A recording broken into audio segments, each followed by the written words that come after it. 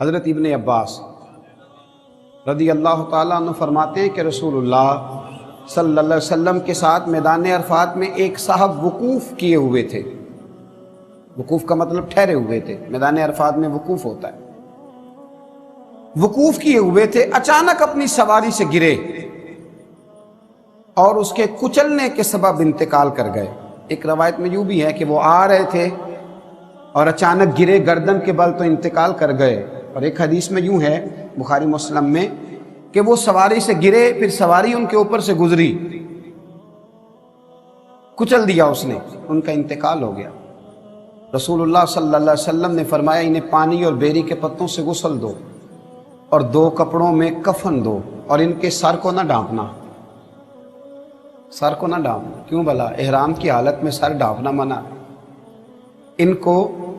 ان کے سر کو نہ ڈھانپنا، اور فرمایا خوشبو بھی نہ لگانا۔ کیوں؟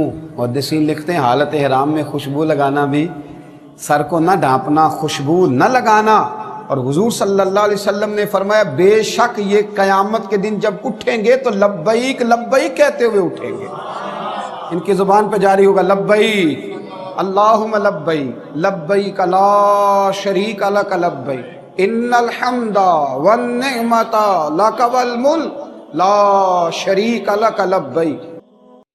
اور فضائل کو اس لیے بھی بیان کیا جاتا ہے کہ وہ لوگ جو اللہ تبارک و تعالیٰ کے گھر کا قصد اور ارادہ رکھتے ہیں اور جو اس جانب سفر کر رہے ہیں، ان کے دلوں میں یہ بات پیدا ہو کہ وہ کتنے عظیم کام کے لیے جا رہے ہیں، اور انہیں یہ احساس پیدا ہو کہ اللہ تبارک و تعالیٰ نے انہیں کتنی بڑی نعمت سے سرفراز فرمایا ہے۔ حج اسلامی عبادات کے اندر ایک بہت بڑی عبادت ہے۔ قرآن مجید فرقان حمید سورۃ البقرہ کے اندر اللہ کریم نے فرمایا وَأَتِمُّ الْحَجَّ وَالْعُمْرَةَ لِلَّهِ، فرمایا پورا کرو حج اور عمرہ اللہ کے لیے، اللہ کی رضا کے لیے حج اور عمرے کو پورا کرو۔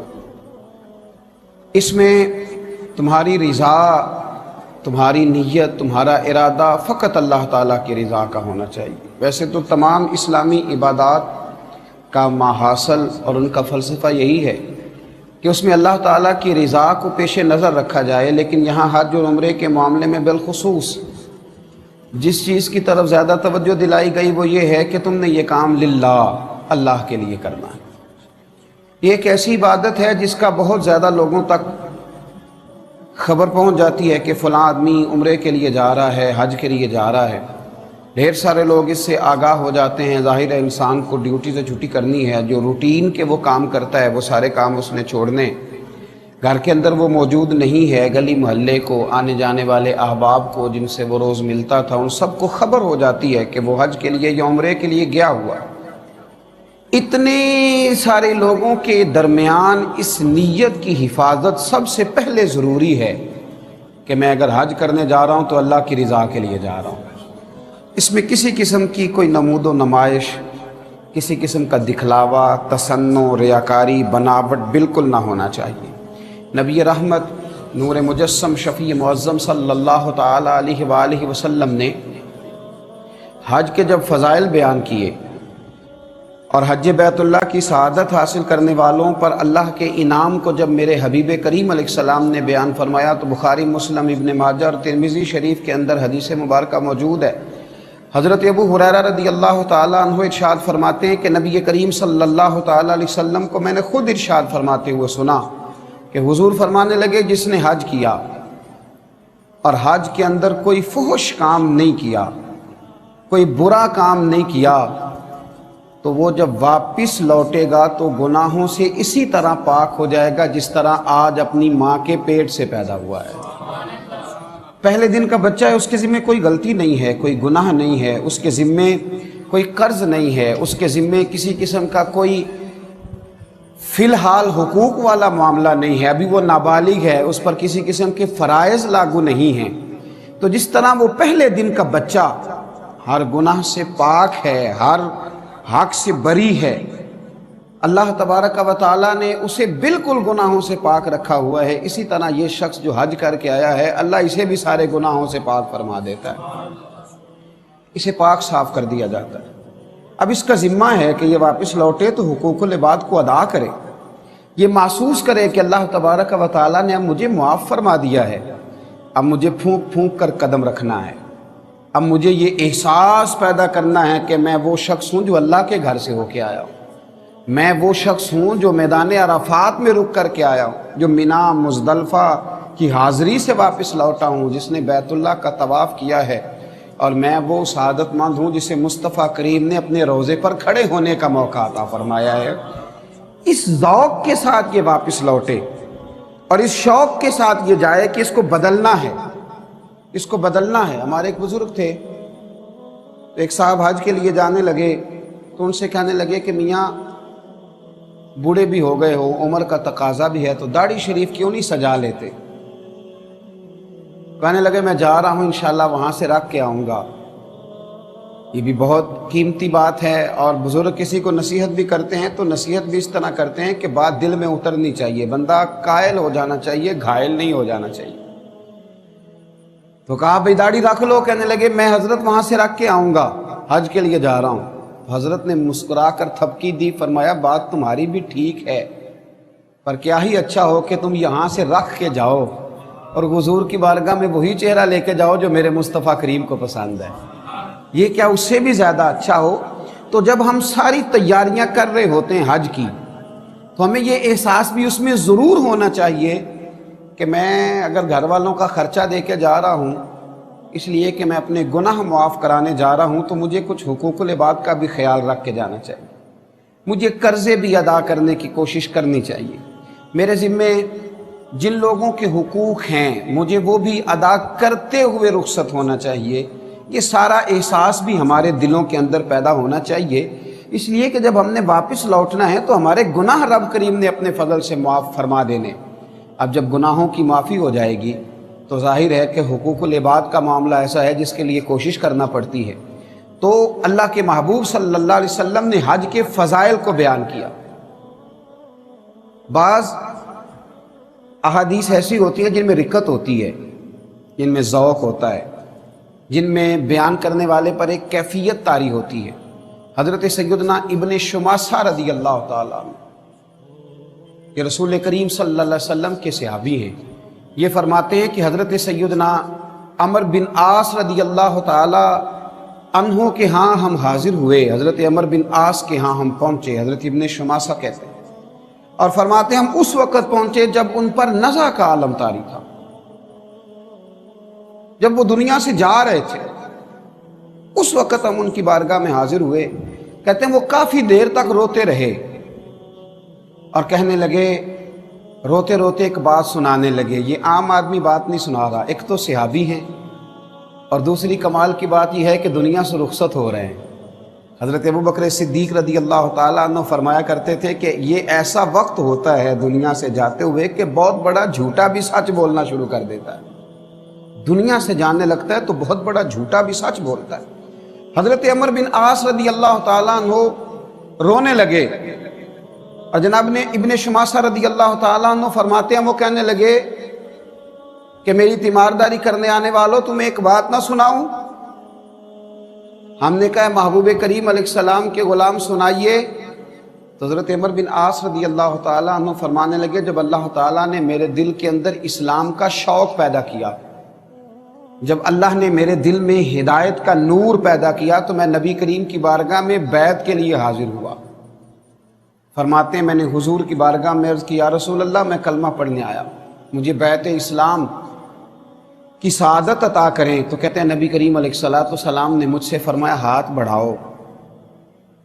کہتے ہیں میں نے ہاتھ آگے بڑھانے کی بجائے ہاتھ روک لیا۔ محبوب دو عالم صلی اللہ تعالیٰ علیہ وسلم نے فرمایا عمر بن عاص ہاتھ روک لیا ہے۔ عرض کی یا رسول اللہ ایک بات دل میں آ گئی۔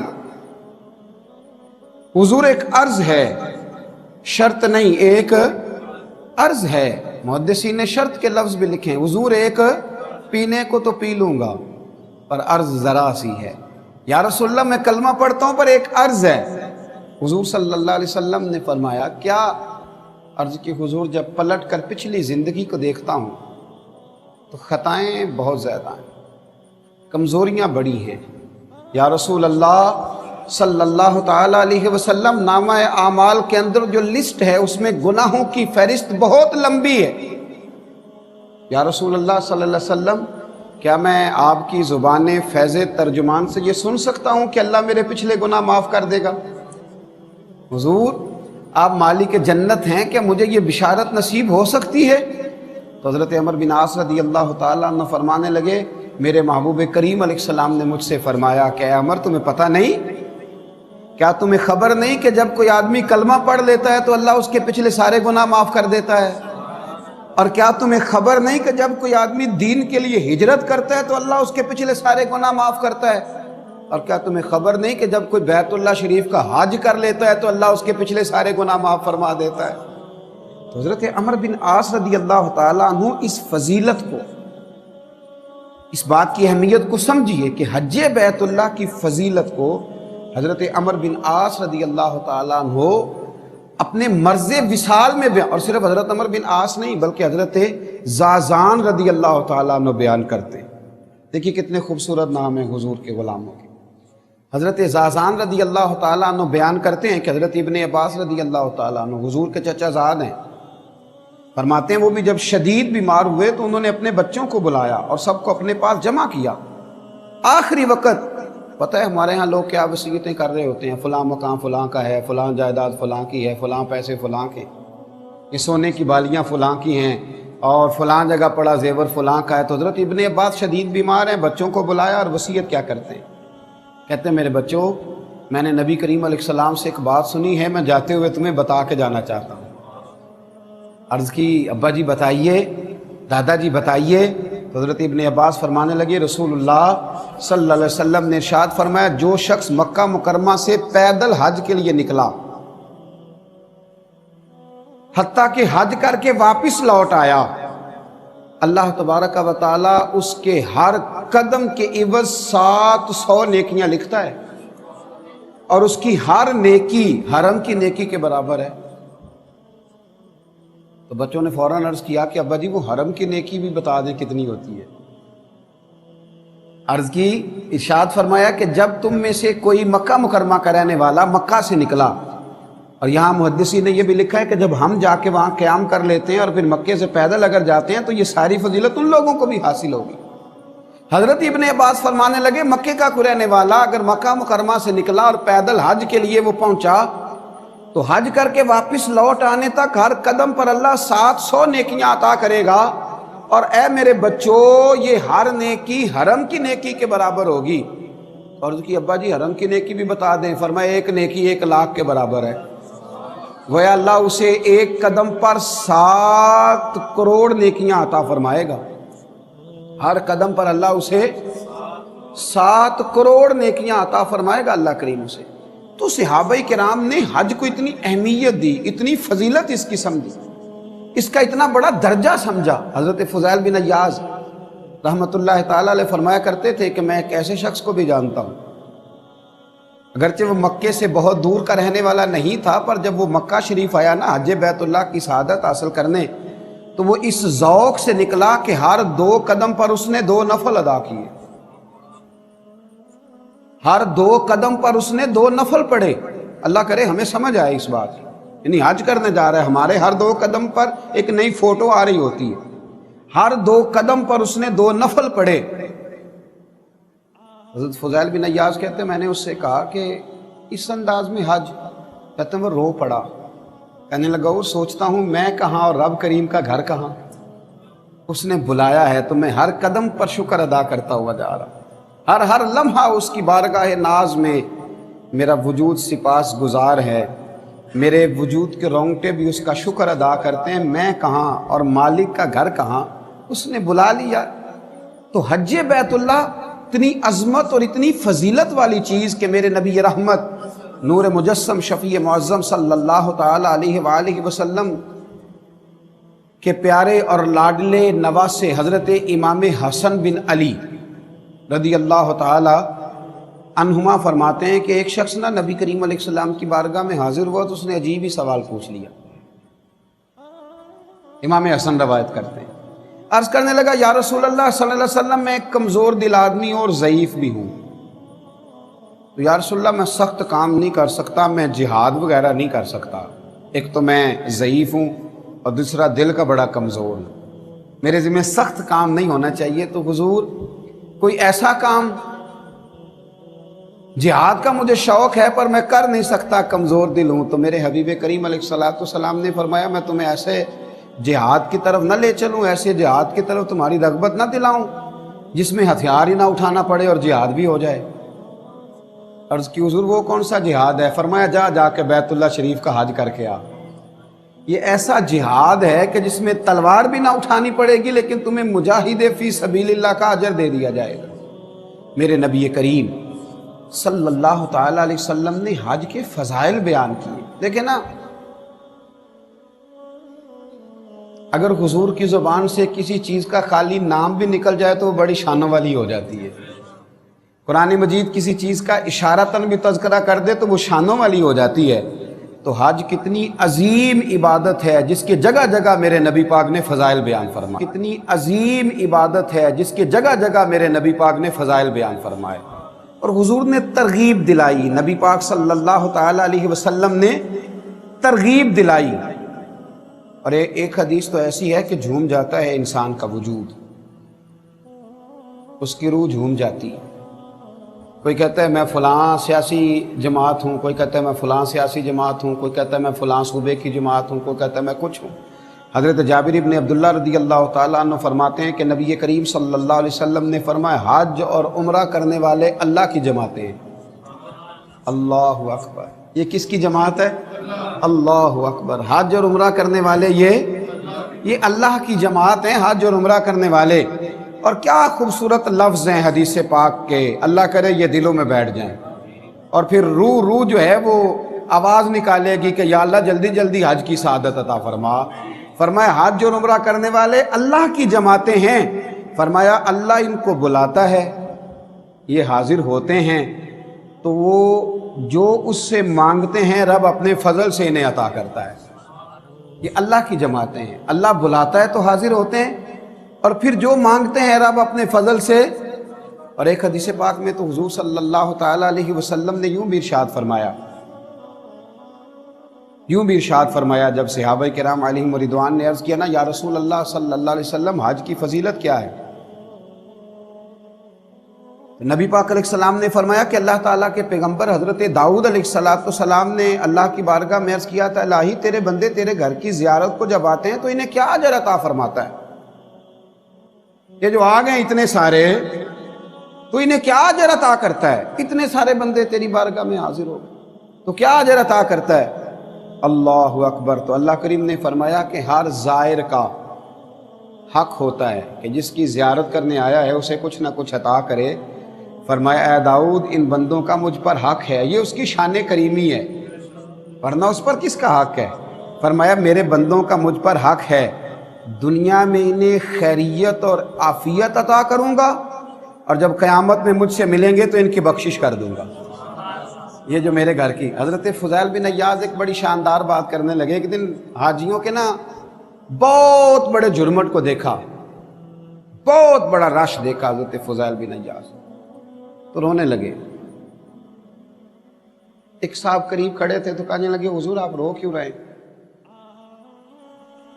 تو آپ فرمانے لگے دعائیں ساری قبول ہو گئی ہیں اس لیے رو رہا ہوں، ساری دعائیں قبول ہو ساری۔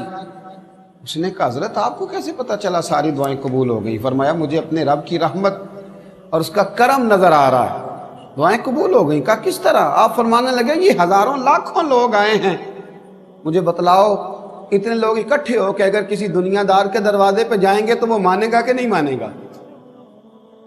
وہ شخص بھی رونے لگا، کہنے لگا حضور بالکل مانے گا۔ تو فرمایا ہم تو رب کریم کے دروازے پہ آئے ہیں، وہاں تو ایک بندہ جا کے آنسو بہا دے تو وہ مان لیا کرتا ہے، ہم تو لاکھوں ہزاروں آئے ہیں۔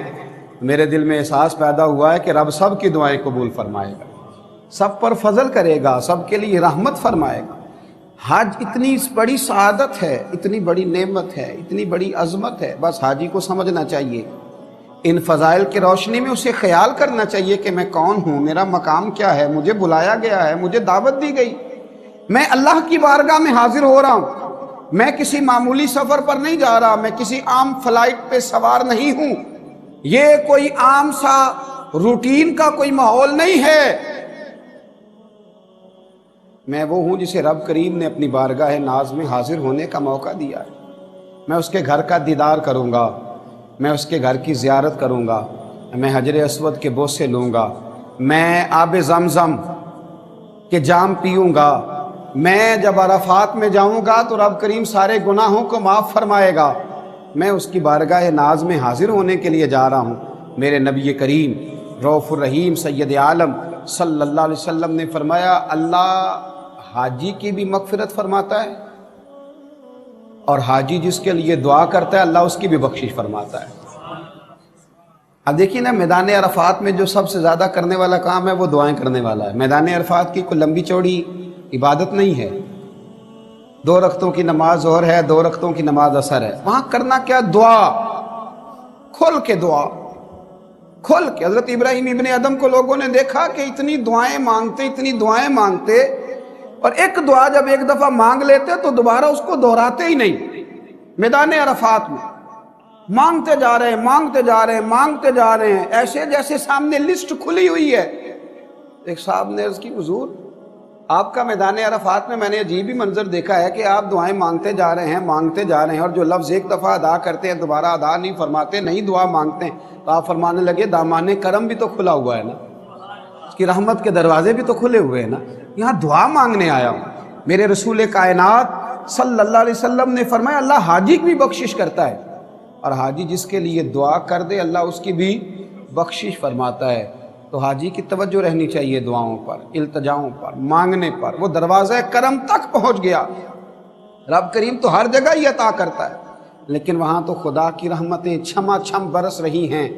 خدا را حاجی کسی اور جگہ مصروف نہ ہو جائے، کبھی بھی اپنی توجہ کو بٹنے نہ دے، کبھی بھی دائیں بائیں اس کا ذہن نہ گھومے، پورے انہماک سے، پورے ذوق سے، پورے شوق سے، پوری توجہ سے، پورے پیار سے لگا رہے، رب کریم سے مانگے، دعائیں کرے، التجائیں کرے، اس کی بارگاہ ناز میں حاضر ہے۔ میرے رسول کریم رؤوف الرحیم سید عالم صلی اللہ تعالی علیہ وسلم نے فرمایا، الترغیب و ترہیب میں موجود ہے، فرمایا حاجی اپنے اہل خانہ میں سے 400 افراد کی سفارش کرے گا قیامت کے دن، 400 افراد کی سفارش کرے گا، 400 افراد کی۔ اصل میں بات بہت بڑی کر دی ہے میں نے، 4 آدمی کو بندہ نوکری لگوا دے تو اس کا چرچا ہو جاتا ہے، جب 4 لوگوں کو حفظ کرا دیا جائے یا 4 بچوں کو عالم بنا دیا جائے تو اس کے پوسٹر چھپتے ہیں اور جگہ جگہ لگتے ہیں۔ اور یہ کوئی عام فرمان نہیں، یہ مصطفیٰ کریم علیہ السلام کا فرمان ہے۔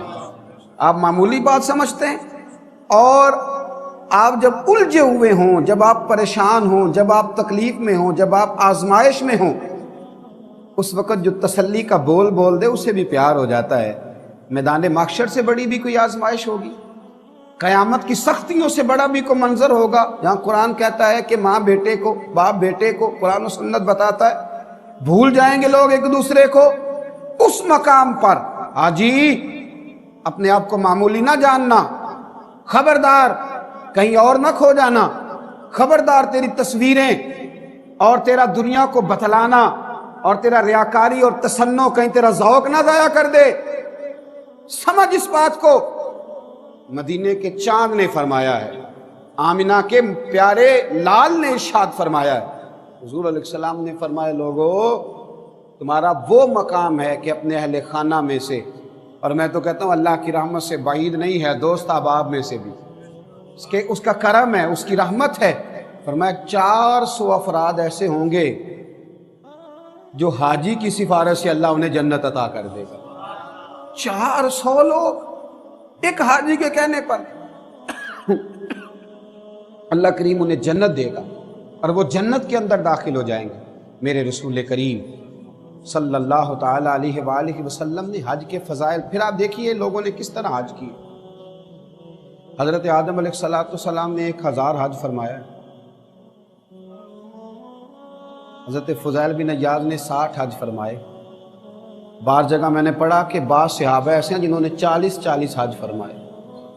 इमाम हसन और इमाम हुसैन ने, इमाम हसन, इमाम हुसैन, अल हसन वल हुसैन सैयद शुबाब अहलिल जन्ना, खाली जन्नती नहीं, जो जन्नतियों के सिपा सालार हैं, और मैं कहा करता हूं जो जन्नत के मालिक और वारिस हैं। इमाम हसन और इमाम हुसैन ने मदीना तय्यबा से पैदल जाके मक्का मुकरमा, दोनों भाइयों ने 25-25 हज अदा फरमाए पैदल जाके।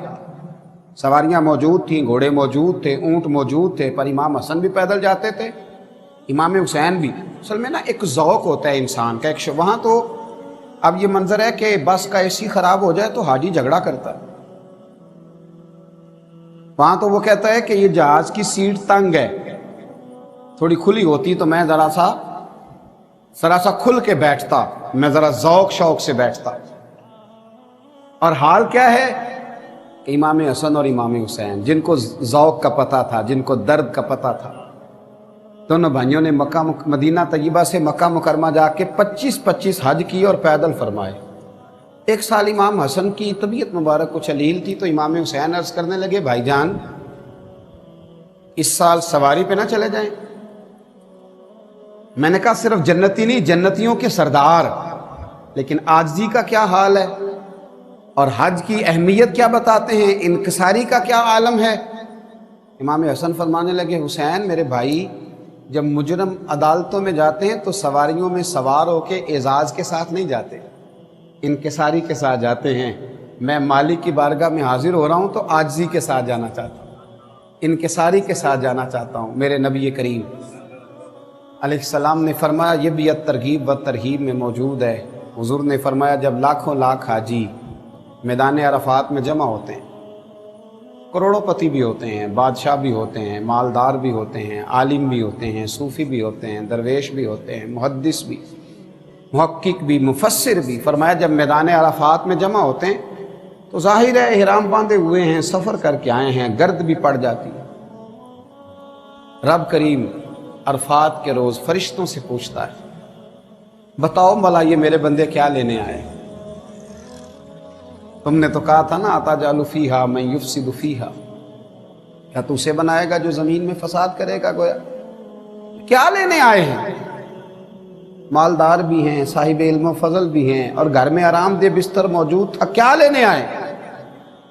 फरिश्ते अर्ज करते हैं, मालिक ये तुझे राज़ी करने आए। इनकी दाढ़ियों पे गर्द पड़ गई, इनके वजूद थकावट से चूर हो गए, अपनी मर्जी का खाना ना खा सके, अपनी तबीयत के मुताबिक सो ना सके, पर तुझे राज़ी करने आए हैं।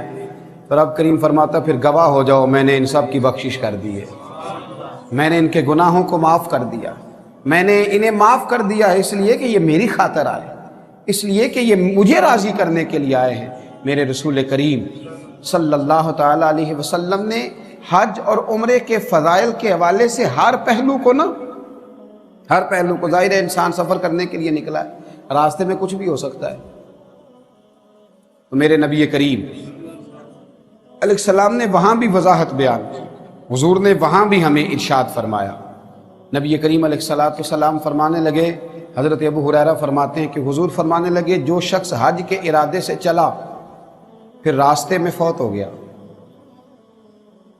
हज या उम्रे के इरादे से निकला और रास्ते में फौत हो गया, इंतकाल कर गया, तो हुजूर फरमाते हैं उसके लिए क़यामत तक बार बार हज उम्रा करने का अजर लिखा जाता है, क़यामत तक उसके लिए। तो अल्लाह के रास्ते में था ना, बार बार उसके लिए, बार बार, यानी वो हज ही करता चला जाएगा। वो यूँ समझिए कि उम्रे में ही है, वो यूँ समझिए कि उसी हालत में है, वो उसी तरह अल्लाह की बारगाह में हाजिर है। और फिर बुखारी मुस्लिम में, इब्न खुज़ैमा में, दीगर कुतुब हदीस में एक ऐसी हदीस भी है जो कलेजा ठंडा करती है, जो रूह को तवाना करती है और इस मज़मून को मज़ीद मजबूत करती है, मुस्तहकम करती है, और हज और उम्रे की फजीलत को दिलों में और ज़्यादा जगह देती है। हज़रत इब्न अब्बास रदी अल्लाह ताला अन्हु फरमाते हैं कि रसूलुल्लाह सल्लल्लाहु अलैहि वसल्लम के साथ मैदान अरफात में एक साहब वकूफ़ किए हुए थे, وقوف کا مطلب ٹھہرے ہوئے تھے، میدان عرفات میں وقوف ہوتا ہے، وقوف کیے ہوئے تھے، اچانک اپنی سواری سے گرے اور اس کے کچلنے کے سبب انتقال کر گئے۔ ایک روایت میں یوں بھی ہے کہ وہ آ رہے تھے اور اچانک گرے گردن کے بل تو انتقال کر گئے، اور ایک حدیث میں یوں ہے بخاری مسلم میں کہ وہ سواری سے گرے، پھر سواری ان کے اوپر سے گزری، کچل دیا اس نے، ان کا انتقال ہو گیا۔ رسول اللہ صلی اللہ علیہ وسلم نے فرمایا انہیں پانی اور بیری کے پتوں سے غسل دو اور 2 کپڑوں میں کفن دو، اور ان کے سر کو نہ ڈھانپنا، سر کو نہ ڈھانپنا۔ کیوں بھلا؟ احرام کی حالت میں سر ڈھانپنا منع ہے۔ ان کے سر کو نہ ڈھانپنا، اور فرمایا خوشبو بھی نہ لگانا۔ کیوں؟ محدثین لکھتے ہیں حالت احرام میں خوشبو لگانا بھی، سر کو نہ ڈھانپنا، خوشبو نہ لگانا۔ اور حضور صلی اللہ علیہ وسلم نے فرمایا بے شک یہ قیامت کے دن جب اٹھیں گے تو لبیک لبیک کہتے ہوئے اٹھیں گے، ان کی زبان پہ جاری ہوگا لبیک اللہم لبیک لبیک لا شریک لک لبیک ان الحمد والنعمت لک والملک لا شریک لک لبیک لبیک اللہم لبیک لبیک لا شریک لک لبیک ان الحمد والنعمت لک والملک لا شریک لک لبیک لبیک اللہم لبیک لبیک لا شریک لک لبیک ان الحمد والنعمت لک والملک لا شریک لک لبیک۔ فرمایا یہ لبیک پڑھتے ہو، یہ اسی ذوق سے اٹھے، اسی درد سے اٹھیں گے۔ ذرا ایک منظر تو بتائیے، جب لوگ قبروں سے خوف کے عالم میں اٹھیں گے، وَإِذَا الْقُبُورُ بُعْثِرَتْ، اور جب قبریں کریدی جائیں گی تو ایک شخص حالت احرام میں اٹھے، ایک شخص حالت احرام میں اٹھے اور لبیک لبیک کہتا ہوا اٹھے۔ یہ چند سال پہلے حج سے کچھ 4-5 مہینے کے بعد ایک بزرگوں کی میت ملی میدان عرفات سے، لیکن وہ لوگ بتاتے ہیں کہ کتنے مہینے گزر گئے، احرام بھی اسی طرح وجود پہ ہے اور چہرہ بھی تر و تازہ ہے۔ بہت مہینوں کے بعد میت ملی تو رب کریم نے بتلایا کہ جو احرام کی حالت میں میدان عرفات میں چلا جائے، اگر باہر اس کا وجود سلامت ہے تو اندر بھی سلامت ہی رہے گا۔ اور حضور علیہ السلام کا یہ فرمان، اس کی صداقتیں کہ یہ شخص اپنی قبر سے بھی لبیک لبیک کہتا ہوا ہی اٹھے گا۔ تو جو اس رستے میں گیا، جو اس راہ چلا، جو اللہ تبارک و تعالیٰ کے رستے کا مسافر بنا، اس کا اعزاز دیکھیے، اس کی شان دیکھیے۔ حاجی کو یہ سمجھنا ہے سب سے پہلے، اس کے لیے یہ بات ضروری ہے، اس کو یہ ازبر کرنا ہے، اس کو یہ سمجھنا ہے کہ میں اصل میں ہوں کون۔ دیکھیے جب انسان اپنا منصب سمجھ لیتا ہے، جب وہ اپنا معیار سمجھ لیتا ہے، تو پھر ذرا اس کے رویوں میں تبدیلی آتی ہے۔ حاجی کو یہ سمجھ لینا چاہیے کہ میں اللہ کی جماعت میں سے ہوں، میں وہ ہوں جسے رب کریم نے بلایا ہے، میں وہ ہوں جسے اس نے اتنے سارے لوگوں میں سے چنا ہے۔ بہت بڑی سعادت ہے۔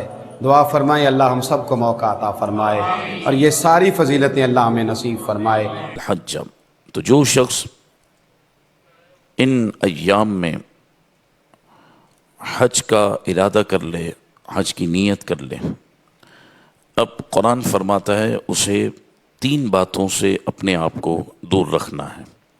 فلا رفث ولا فسوق ولا جدال فی الحج۔ بالخصوص حج کے احرام کے بعد اور نیت کرنے کے بعد ان 3 کاموں سے حاجی نے ہر صورت میں اپنے آپ کو بچانا ہے۔ اصل اس مسئلے کو ہم نے سمجھنا ہے۔ ایک ہے رفث، ایک ہے فسوق اور ایک ہے جدال۔ رفث کہتے ہیں نکاح کے بعد اللہ تبارک و تعالیٰ کی اجازت سے جو عورت ہمارے لیے حلال ہوئی تو اب اس کے سامنے مخصوص معاملات کا تذکرہ کرنا یہ رفث کہلاتا ہے۔ تو ہم نے حج کے احرام میں اور حج کی نیت کرنے کے بعد اپنی منکوحہ جس سے ہمارا نکاح ہوا ہے اس سے ہم نے مخصوص معاملات کا تذکرہ بھی نہیں کرنا، ولا فسوق، اور جھگڑا نہیں کرنا، ولا فسوق گناہ نہیں کرنا، ولا جدال اور جھگڑا نہیں کرنا۔ رفث سے اپنے آپ کو بچانا ہے، گناہ سے اپنے آپ کو بچانا ہے، اور جھگڑے سے اپنے آپ کو بچانا ہے۔ مفسرین فرماتے ہیں جس نے ان 3 پابندیوں کو اپنے اوپر لازم کر لیا، اللہ تبارک و تعالیٰ اس کے حج کو مقبول بھی فرماتا ہے، مبرور بھی فرماتا ہے۔ تذکرہ نہیں کرنا، ٹھیک ہے، انسان اپنے آپ کو پابند کر لیتا ہے، اللہ کے فضل سے بچ جاتا ہے۔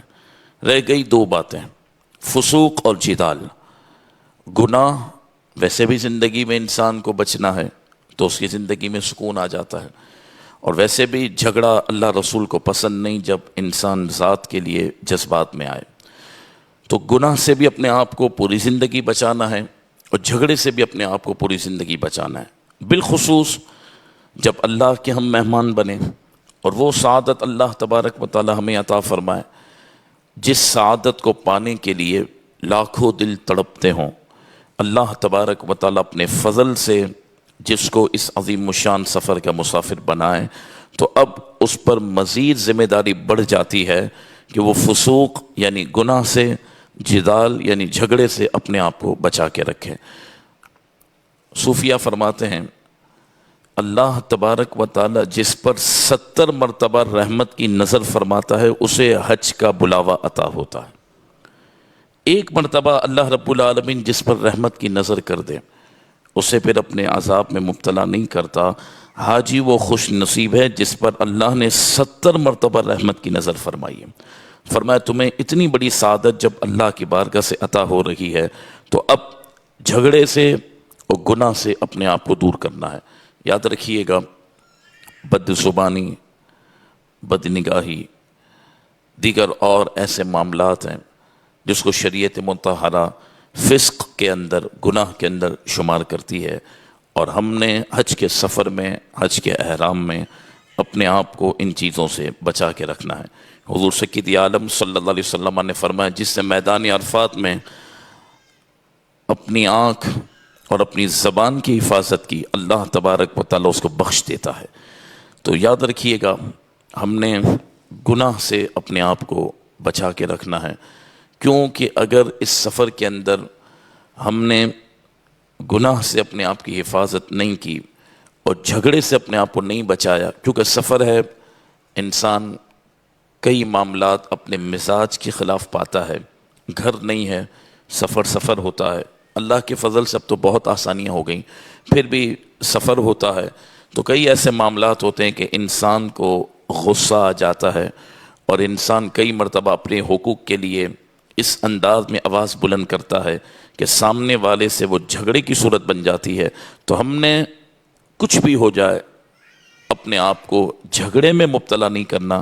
اللہ تبارک و تعالیٰ نے خاص طور پر حاجی کو جھگڑا کرنے سے اور گناہ کرنے سے منع کیا ہے۔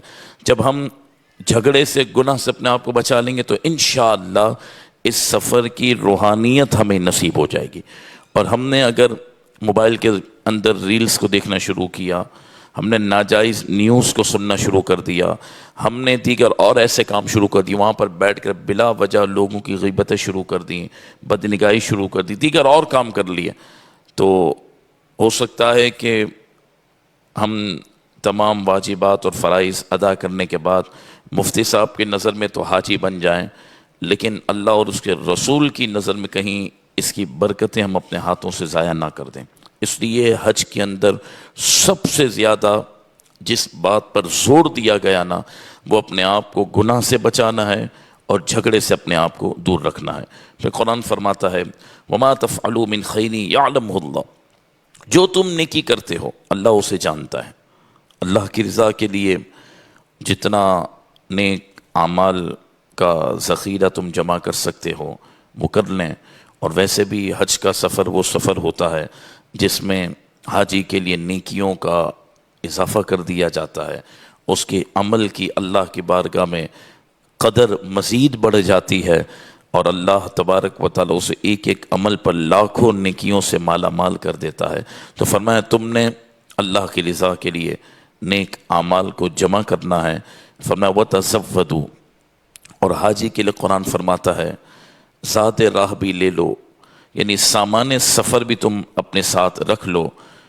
فَإِنَّ خَيْرَ الزَّادِ التَّقْوَى، پھر قرآن ذکر کرے جو حج کی روح ہے، جو حج کی جان ہے، جس پر حج کی برکتیں مشروط ہیں اور جس کے ساتھ حج کی برکتوں کو شریعت مطہرہ نے لازم قرار دے دیا، وہ ہے تقوی۔ اور تقوی کی آسان تعریف اگر ہم ایک جملے میں عرض کریں تو گناہ کو اپنی زندگی سے مائنس کر دینا، یہ تقوی کہلاتا ہے۔ تو شریعت مطہرہ نے فرمایا کہ بہترین سامان سفر، حج کی رونق، حج کی برکت، حج کی روحانیت، حج کا نور، حج کا ادب، وہ تقوی ہے۔ جب تم پورے سفر کے اندر تقوی کو تھام لوگے، اللہ تبارک و تعالیٰ تمہیں حج مبرور عطا فرمائے گا۔ فرمایا فَإِنَّ خَيْرَ الزَّادِ التَّقْوَىٰ، بہترین سامان سفر ذات راہ وہ تقوی ہے۔ وَاتَّقُونِ يَا أُولِي الْأَلْبَابِ، اے عقل والوں تم مجھ ہی سے ڈرو۔ یہ اللہ تبارک و تعالیٰ کے کلام نے ذکر کیا۔ تو ہم مسلمانوں حج کے مسائل کو سیکھنے پر تو بڑی توجہ دیتے ہیں، دینی بھی چاہیے۔ اور آپ میں سے بھی ایسے افراد ہوں گے جو پہلی مرتبہ جا رہے ہیں، چلیں جو 2-3 مرتبہ جا چکے ہیں تو وہ تو سمجھ لیتے ہیں کیونکہ یہ پریکٹیکلی معاملہ زیادہ ہے حج کا۔ لیکن جو فرسٹ ٹائم جاتے ہیں نا، وہ 4-5 نشستیں اٹینڈ کرتے ہیں، یہاں پر بھی نشست، وہاں پر بھی نشست، اور کلاسز کو لیتے ہیں۔ اچھی بات ہے، لینا چاہیے۔ اور حاجی اس وقت تک بے چین رہتا ہے جب تک کہ وہ احرام پہن کر مینا نہ پہنچ جائے، پھر مینا پہنچ کے پوچھے گا اب عرفات کب پہنچیں گے، وہ عرفات میں کیا ہوگا۔ وہ سیکھنے کے بعد، کلاسز لینے کے بعد بھی بے چینی رہتی ہے، کیونکہ جب تک پریکٹیکل نہ ہو جائے کوئی مسئلہ نہیں۔ لیکن سب سے زیادہ ہم نے جس بات کی فکر کرنی ہے نا، وہ مسئلے کے ساتھ ساتھ جو حج کی روحانیت ہے، جو حج کی جان ہے، تقوی، اس کو لازم پکڑنا ہے اور اس کی فکر ہم نے زیادہ کرنی ہے۔ اس کے بعد ایک اہم بات رہ جاتی ہے، مسئلے میں بھی آپ کو مختصر عرض کروں گا، پھر ہم انشاءاللہ سفر پر بھی ساتھ ہیں تو وہاں پر بھی الحمدللہ ہماری کاروان ہاشمی محفل کا سلسلہ جیسے جیسے موقع ملتا ہے ہوٹل کے اندر، اور نشست کا سلسلہ رہتا ہے۔ اور جب ہم مینا کی طرف جاتے ہیں تو عزیزیہ کے اندر بھی ماشاءاللہ پوری ایک تربیتی نشست کا اہتمام ہوتا ہے۔ تو مسائل آپ ابھی بھی سن لیں گے مختصر، اور سفر کے اندر بھی انشاءاللہ آپ کی خدمت کے لیے ہم حاضر ہیں، وہاں پر بھی نشست ہوگی۔ اصل ہم نے جو اس بات کو سمجھنا ہے نا، وہ یہ ہے کہ عبادات کے اندر 2 باتیں سامنے آتی ہیں۔ ایک عبادت وہ ہوتی ہے جس کا تعلق ظہور سے کم ہوتا ہے، یعنی اس عبادت کا تعلق ظاہراً پبلک کے سامنے کم واضح ہوتا ہے۔ مثال کے طور پر آپ نفل پڑھ رہے ہیں، اگر آپ نفل اپنے گھر میں پڑھ رہے ہیں، یا ماشاءاللہ جو خوش نصیب تہجد پڑھ رہے ہیں، یا گھر کے اندر اشراق چاشت پڑھ رہے ہیں، یا گھر کے اندر قرآن کی کوئی تلاوت کر رہے ہیں، تو وہ عبادت پبلک میں شو نہیں ہو رہی۔ روزہ رکھا ہے آپ نے، کوئی نفلی روزہ رکھا ہے، تو جب تک آپ اس کا اظہار نہیں کریں گے کسی کو پبلکلی پتہ نہیں چلے گا۔ ایک عبادت وہ ہے جس کا اظہار کم ہوتا ہے، جس کا ظہور کم نظر آتا ہے، اور ایک وہ عبادت ہے جو ہر صورت میں ظاہر ہی ہوگی، جس کا اظہار ہونا ہی ہے، جس میں نماز، آپ مسجد کے اندر جو حکم ہے مرد حضرات کو، آپ جائیں گے سب کو نظر آئے گا، آپ قربانی کریں گے سب کو نظر آئے گا، حج جیسی عبادت آپ ادا کریں گے سب کو پتہ چلے گا۔ اب وہ عبادت جس کا اظہار ہوتا ہے جیسا حج کی عبادت، اب سب سے بڑا مسئلہ اس عبادت کو بچانا ہے۔ تو اس عبادت کو بچانے کے لیے ایک جو بات تھی تقوی کی وہ عرض کر دی، اور دوسری جو بات ہے نا وہ اخلاص کی ہے، کیونکہ شیطان پورا زور لگاتا ہے کہ جو یہ عظیم سعادت جس کو مل رہی ہے نا، کچھ نہ کچھ کر کے معاذ اللہ میں اس کو ضائع کروا دوں یا اس کی برکتوں کو کم کروا دوں۔ کیوں کہ شیطان ہمارا دشمن ہے۔ اب ہم سب نے یہ جو عبادت ہے جس کا اظہار ہر ممکن صورت میں ہونا ہی ہے، سب کو پتہ چلتا ہے کہ ہم حج پہ جا رہے ہیں، وہاں پر بھی جب ہم مینا میں جمع ہیں، عرفات میں جمع ہیں، تو کوئی اکیلے میں نہیں بیٹھے، سب کے سامنے خیمے کے اندر مکتب میں بیٹھے، سب کو پتہ چل رہا ہے۔ اب تسبیح بھی پڑھ رہے ہیں تو ایک ہال نما بنا ہے تو نظر آ رہا ہے، آپ قرآن بھی پڑھ رہے ہیں تو سب کو نظر آ رہا ہے، آپ وہاں پر کوئی بھی عبادت کریں تو سب دیکھ رہے ہیں آپ کو، کم سے کم وہ جو آپ کے خیمے اور مکتب کے اندر موجود ہیں وہ سب آپ کو دیکھ رہے ہیں، ہم سب کو دیکھ رہے ہیں۔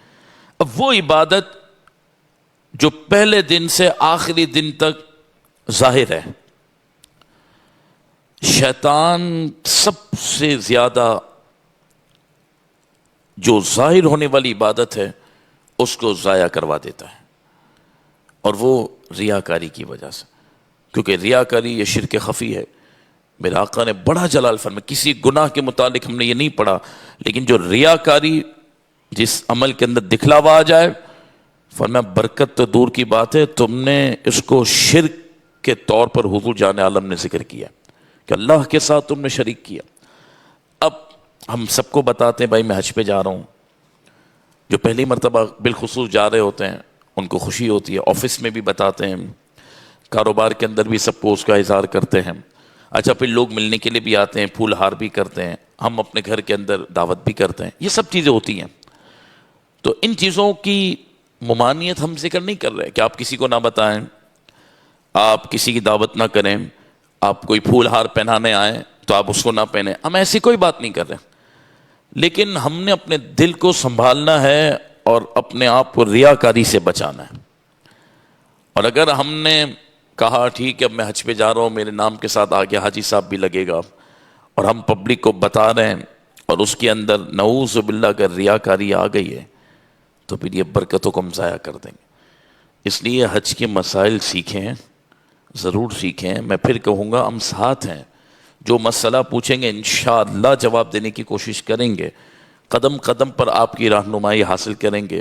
ہاں ہم سو رہے ہیں یا کسی اور کام میں ہیں تو الگ بات ہے، ورنہ ہم آپ کے لیے حاضر ہیں، اس کا کوئی مسئلہ نہیں، لیکن مسائل جو حاجی سیکھنے پہ توجہ دیتا ہے نا، اس سے بڑھ کر اس کے لیے ضروری ہے کہ حج کو بچائے، اور حج بچے گا دو صورتوں میں، تقوی اور اخلاص۔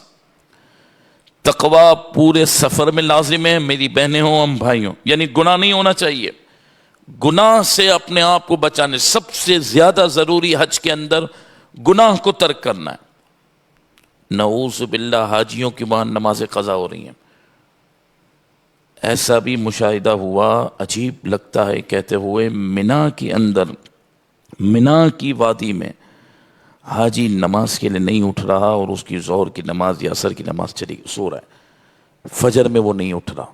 اب آپ بتائیں سب سے بڑا گناہ عبادات کے اندر نماز کو قضا کرنا ہے، یہ کیا ہے؟ پھر اتنی تیزی کے ساتھ وہ اپنی زبان کو استعمال کر رہا ہے، کئی مرتبہ وہ کاروان والوں سے اتنی تیزی کے ساتھ الجھ رہا ہے، میں نے پیسے نہیں دیے آپ کو، کیا یہ طریقہ ہے، یہ کیا حال ہے، یہ کیا کر رہے ہیں آپ؟ ارے بھائی بالکل آپ نے پیسے دیے ہیں، آپ ہمارے بھائی، ہم ایک فیملی ممبرز ہیں، لیکن آپ اچھی انداز میں بات کریں، جو آپ کو فیسلٹی دینے کی بات کی ہے وہ ضرور انشاءاللہ ملے گی، اس سے بڑھ کر ملے گی، لیکن وہ بھی سفر پر ہیں جو آپ کے ساتھ کاروان میں، آپ بھی سفر پر ہیں، کوئی کمی ہو رہی ہے تو اس کو اچھی انداز میں بات کریں۔ لیکن اگر ہم اپنا بلڈ پریشر ہائی کریں گے، نعوذ باللہ کوئی ہلکا جملہ نکلے گا، یا سامنے جو کاروان میں ہمارے ذمہ دار ہیں، جو بیچارے ہماری خدمت میں مامور ہیں، ان کی دل آزاری کا کوئی سبب بنے گا یا کوئی اور معاملہ ہوگا، تو بھائی ہو سکتا ہے لڑ جھگڑ کے آپ کو وہ سہولت تو مل جائے، لیکن خدا نہ خواستہ اگر ہماری تھوڑی سی بے صبری کی وجہ سے اگر برکتیں زائل ہو گئی تو پھر فائدہ کیا ہوا؟ اس لیے میں آپ سے ریکویسٹ کروں گا، مسجد میں ہم نے 2.5 گھنٹے کی جو نشست کی، اس میں ابتداً ہم نے اسی بات پر زور دیا، پھر آپ کی میں توجہ دلا رہا ہوں، اپنے آپ سے میں مخاطب ہوں، پورے سفر میں ہم نے اپنے آپ کا خیال رکھنا ہے کہ تقوی کو لازم کرنا ہے، اور اخلاص، ریاکاری نہیں آنی چاہیے، کوئی بھی کام کر رہے ہوں، اور کیونکہ یہ عبادت بڑی ظاہر ہوتی ہے، اس پر شاباشی بہت زیادہ ملتی ہے، پبلک بھی بہت مبارک بات کہتی ہے، دعاؤں کے لیے بھی ہمیں بہت کہتے ہیں، پھول ہار پہنانے والے بھی بہت ہیں، پوری زندگی کوئی ہار نہیں پہنائے گا، لیکن حج پہ جا رہے ہیں تو ماشاءاللہ ہار پہنانے کے لیے لوگ آ رہے ہیں، پھول پیش کر رہے ہیں، تحفے پیش کر رہے ہیں، بہت اچھی بات ہے، یہ اللہ کی طرف سے بڑا انعام ہے، لیکن ہم نے ان لمحات میں اپنے دل کو سنبھال کے رکھنا ہے کہ مالک کی تیرا فضل ہے، یا اللہ میں تو اس قابل نہ تھا، میرا وجود تو گندا ہے، سر کے بال سے لے کر پاؤں کے ناخن تک میرا جسم گناہوں سے آلودہ ہے۔ اے اللہ یہ تو رحمان اور رحیم اور تو غفار ہے، حنان و منان ہے۔ دنیا کے قانون تو یہ ہے کہ جتنا اچھا رشتہ ہو، جتنا کلوز رشتہ ہو، 2 سے 3 مرتبہ اگر اس کی بات کو ہم اگنور کر دیں تو وہ ہمیں بھی بلاک کر دیتا ہے، ہم سے تعلق کو کم کر دیتا ہے۔ کیوں بھائی؟ کیونکہ ہم نے اس کے مزاج کے خلاف کام کیا ہے۔ 2 سے 3 مرتبہ ہم اس کی بات کو رکھ نہ سکے تو وہ ہمیں اپنے اچھے دوستوں سے دور کر دیتا ہے۔ یہ صرف رب کی ذات ہے، 2-3 مرتبہ نہیں، کروڑوں مرتبہ ہم نے اس کے فرمان کو نعوذ باللہ اگنور کیا ہے اور پسے پشت ڈال دیا ہے اور اس کے فرمان کے خلاف کام کیا ہے، پھر بھی وہ بندوں پر اتنا کریم ہے کہ اپنے گھر کا بلاوا عطا فرماتا ہے اور اپنے گھر کا دیدار کراتا ہے۔ اس لیے ہم نے جھکے رہنا ہے، ہم نے اخلاص کو پکڑنا ہے۔ اور یہ بات یاد رکھیے گا، خدا کی قسم، حج اور عمرے کی سعادت یا کسی عبادت کی سعادت، یہاں تک کہ زبان سے سبحان اللہ کی جو تسبیح نکل رہی ہے، یہ صرف توفیق الہی ہے، یہ صرف اللہ کا فضل ہے، صرف اللہ کا کرم ہے۔ نہ پیسوں سے بندہ پہنچ سکتا ہے حج پر، نہ کسی اور ذریعے سے بندہ پہنچ سکتا ہے۔ جس کا بلاوا ہے، جس کی لبیک لکھی ہے، جس کی مقدر میں اللہ تبارک و تعالیٰ نے یہ عظیم عظیم عظیم سعادتیں لکھ دی ہیں، وہ اس سفر کا مسافر بنتا ہے۔ تو ہم نے پورے سفر میں آج ہی سے نیت کو کنٹرول کرنا ہے، اللہ سے معافی بھی مانگنی ہے، توبہ بھی کرنی ہے، دعائیں بھی کرنی کہ مالک میرے دل میں ریاکاری نہ آئے، میں صرف تیری رضا کے لیے، تجھے خوش کرنے کے لیے اس عظیم سعادت کو حاصل کرنا چاہتا ہوں۔ اور دوسرا، تقوی سے اپنے آپ کو مزین کرنا ہے۔ یہ ابتدائی جو ضروری بات ہے اس کو سمجھنے کے بعد اب رہ جاتی ہیں 2 باتیں، ایک ہی عمرہ اور ایک ہی حج۔ بہت آسان ہے، عمرے میں بھی چند چیزیں ہیں اور حج میں بھی چند چیزیں ہیں۔ اگر آپ ان موٹی موٹی چیزوں کو سمجھ لینا تو ہر معاملہ بہت آسانی کے ساتھ آپ ادا کر سکتے ہیں۔ سب سے پہلی بات، عمرہ۔ آپ میں سے ماشاءاللہ جو لانگ پیکج پہ جا رہے ہیں، عارف بھائی ہمارے ان کے ساتھ ہوں گے، تو وہ 3 مئی کو غالباً ان کی فلائٹ ہے۔ تو آپ سب سے پہلے عمرہ ادا کریں گے، اور جو 18 مئی کو شارٹ پیکج میں جا رہے ہیں 13-14 دن کے لیے، وہ سب سے پہلے مدینہ پاک پہنچیں گے۔ تو وہ مدینہ پاک سے پھر احرام باندھیں گے۔ تو دونوں باتیں میں عرض کر دیتا ہوں۔ عمرے کے اندر چند ضروری باتیں ہیں۔ ایک، عمرے کے اندر احرام و نیت ہے، ایک کام احرام و نیت ہے، دوسرا طواف ہے، تیسرا سعی ہے، چوتھا طواف کے نفل پڑھنے ہیں آپ نے، پانچواں مردوں نے حلق کروانا ہے، عورتوں نے قصر کرنا ہے، اور یہ عمرہ ادا ہو جائے گا۔ کوئی مشکل کام نہیں ہے۔ احرام کی چند پابندیاں ہیں جو آپ کتابوں کے اندر پڑھ رہے ہیں، کتابچہ یہاں پر بھی آپ کو گفٹ میں ملے گا، اور میں بھی عرض کر دیتا ہوں۔ مرد حضرات نے سلے ہوئے کپڑے استعمال نہیں کرنے، مرد حضرات نے اپنے سر کو نہیں ڈھانپنا، چپل ایسی پہننی ہے کہ ابری ہوئی جو ہڈی ہے وہ واضح ہونی چاہیے، اور میل کچیل کو احرام کے وقت دور نہیں کرنا۔ احرام کی جو ضروری پابندی ہے، خوشبو کا اس کے اندر استعمال نہیں کرنا۔ یہ چند چیزیں جس سے احرام میں ہر جا سکتا ہے، اس سے شریعت مطہرہ نے منع کیا ہے۔ تو ہم جب عمرے کا ہو یا حج کا ہو، جب احرام باندھنے کا ارادہ کریں، اچھی طرح غسل کر لیں، جسم پر جو زائد بال ہیں اس کو اپنے جسم سے دور کر لیں، صفائی ستھرائی کا خاص استعمال اور اہتمام کریں۔ مرد حضرات 2 چادریں پہنیں گے جو سلی ہوئی نہیں ہوں گی، اور خواتین کے لیے یاد رکھیے گا کوئی مخصوص احرام نہیں ہے۔ ٹھیک ہے، آپ حاجی کے ہم جائیں گے تو ایک کیپ اور ایسی چیزیں ملیں گی آپ کو، تو وہ استعمال کرنا چاہیں تو کر سکتے ہیں، لیکن عورت کے لیے کوئی الگ سے لباس کا احرام شریعت نے ذکر نہیں کیا۔ عورتیں احرام کے اندر خاص طور پر ایک بات کا خیال رکھیں گی کہ ان کے چہرے پر کپڑا نہیں آنا چاہیے، ایسا کپڑا جس سے ان کے چہرے کو کپڑا مس ہو رہا ہو، کپڑا ان کے چہرے پہ چپک جائے، اس سے عورت نے احرام کے اندر اپنے آپ کو دور رکھنا ہے۔ ہاں، اگر ایسی وہ کیپ عورت استعمال کر رہی ہے جس کے اندر نقاب ہے اور وہ اتنا دور ہے کہ چہرے سے ٹچ نہیں ہو رہا، یا بار بار ہوا کی وجہ سے کسی اور وجہ سے وہ نقاب اگر چہرے پہ نہیں لگ رہا، تو پھر اس صورت میں عورت کو اجازت دی جائے گی کہ ٹھیک ہے کوئی نامحرم بار بار آ رہا ہے تو وہ ایسا گتا یا ایسا کوئی سلسلہ کر لے جو چہرے سے دور ہو، چہرے پہ لگ نہ رہا ہو، تو اس کی فقہاء کرام نے اس وقت اجازت دی ہے۔ لیکن نقاب کرنا اور چہرے کو مکمل اس انداز میں ڈھانپنا کہ چہرہ اور کپڑا مس ہو رہا ہو، تو اس کو احرام کے اندر منع کیا گیا۔ باقی عورتیں سلے ہوئے کپڑے بھی پہنیں گی، عورتیں اپنے سر کو بھی ڈھانپیں گی، عورتیں اگر چاہیں تو وہ پھر اپنے ہاتھوں کو ان چیزوں کو بھی چھپا سکتی ہیں۔ شریعت مطہرہ میں جو فقہاء کرام ہیں انہوں نے اس بات کی اجازت دی ہے۔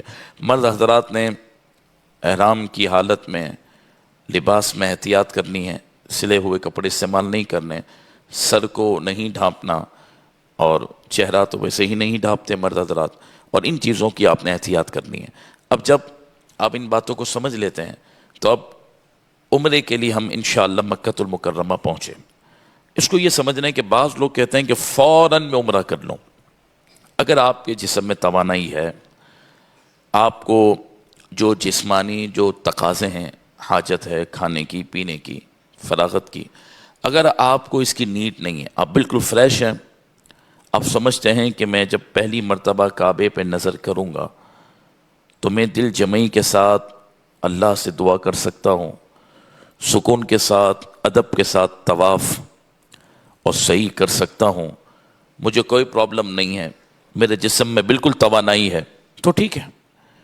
ورنہ عمومی طور پر یہ ہوتا ہے کہ ہم تقریباً ایک دن ایک رات پہلے جاگ رہے ہوتے ہیں، ملنے ملانے والے ہوتے ہیں، سامان کی پیکنگ ہوتی ہے، تیاری ہوتی ہے، ایک ذہن ماشاءاللہ خوش بھی ہوتا ہے، فکر میں بھی ہوتا ہے، تو نیند بعض اوقات کم ہوتی ہے، بعض اوقات ملنے ملانے کا سلسلہ ایک رات پہلے تک جاری ہوتا ہے۔ یہ سلسلہ ہوا، پھر آپ اور ہم 4-5 گھنٹے پہلے پہنچ گئے ایئرپورٹ، جو ضروری ہے، پھر سامان کے لیے یہ سب پروسیس سے ہم گزرتے ہوئے فلائٹ میں بیٹھے، تقریباً 3.25 سے 4 گھنٹے کی فلائٹ ہے اگر ڈائریکٹ ہے، اور کنیکٹ ہے تو پھر جتنا اسٹے ہے وہ بھی آپ اپنے ساتھ اس کو پلس کر لیں۔ اس کے بعد ہم جدہ شریف پہنچے، وہاں سامان کا پروسیس ہے، وہاں پاسپورٹ کے معاملات ہیں، وہاں امیگریشن ہے، یہ سب کرتے کرتے پھر ہم بس میں بیٹھے۔ بس کے بعد پھر سفر ہے 1.5-2 گھنٹے کا، اور ہم کیونکہ حج میں کئی مرتبہ معلم کے دفتر پر، وہاں سے ہوتے ہوتے بندہ ہوٹل پہنچتے، تو یوں دیکھیں نا آپ، تو 16-18 گھنٹے کا پروسیس ہے۔ ہم جب گھر سے نکلتے ہیں اور مکہ شریف یا عزیز یا ہوٹل پہنچتے ہیں تو 16 سے 18-20 گھنٹے عمومی طور پر لگ جاتے ہیں۔ جو انسان اب 16-18 گھنٹے سفر کے اندر ہو، گھر سے چلا، کراچی ایئرپورٹ پر 3-4 گھنٹے لگے، فلائٹ کے اندر 4 گھنٹے لگے، پھر جدہ ایئرپورٹ کے اوپر اس کو 2-3 گھنٹے لگے، پھر وہاں سے بس میں بیٹھ کر ہوٹل پہنچا، بہت تھک جاتا ہے۔ تو ہمارا مشورہ یہ ہے کہ آپ احرام کی نیت میں تو کیا ٹینشن ہے، آگے حج میں بھی تو ہم تو احرام باندھنا ہے نا، کیا مسئلہ ہے، آپ کو اللہ کی بارگاہ سے ثواب مل رہا ہے۔ اگر نماز کا وقت نہیں جا رہا، آپ آرام کر لیں، نماز کا وقت ہو چکا ہے تو نماز پڑھ لیں، آرام کر لیں، کچھ کھانا پینا کھا لیں، فریش ہو جائیں۔ اگر تھوڑا آرام ہو جائے گا نا اور فریش ہو جائیں گے نا، اور پھر جب ہم انشاءاللہ عمرے کے لیے جائیں گے نا، تو یوں سمجھے توجہ بھی ہوگی، دل بھی لگا ہوگا، اور ہمیں پتہ تو ہو کہ ہم نے جب کعبے پہ نظر کرنی ہے تو مانگنا کیا ہے، ہم نے اللہ رب العالمین کی بارگاہ سے کیا دعائیں کرنی ہیں۔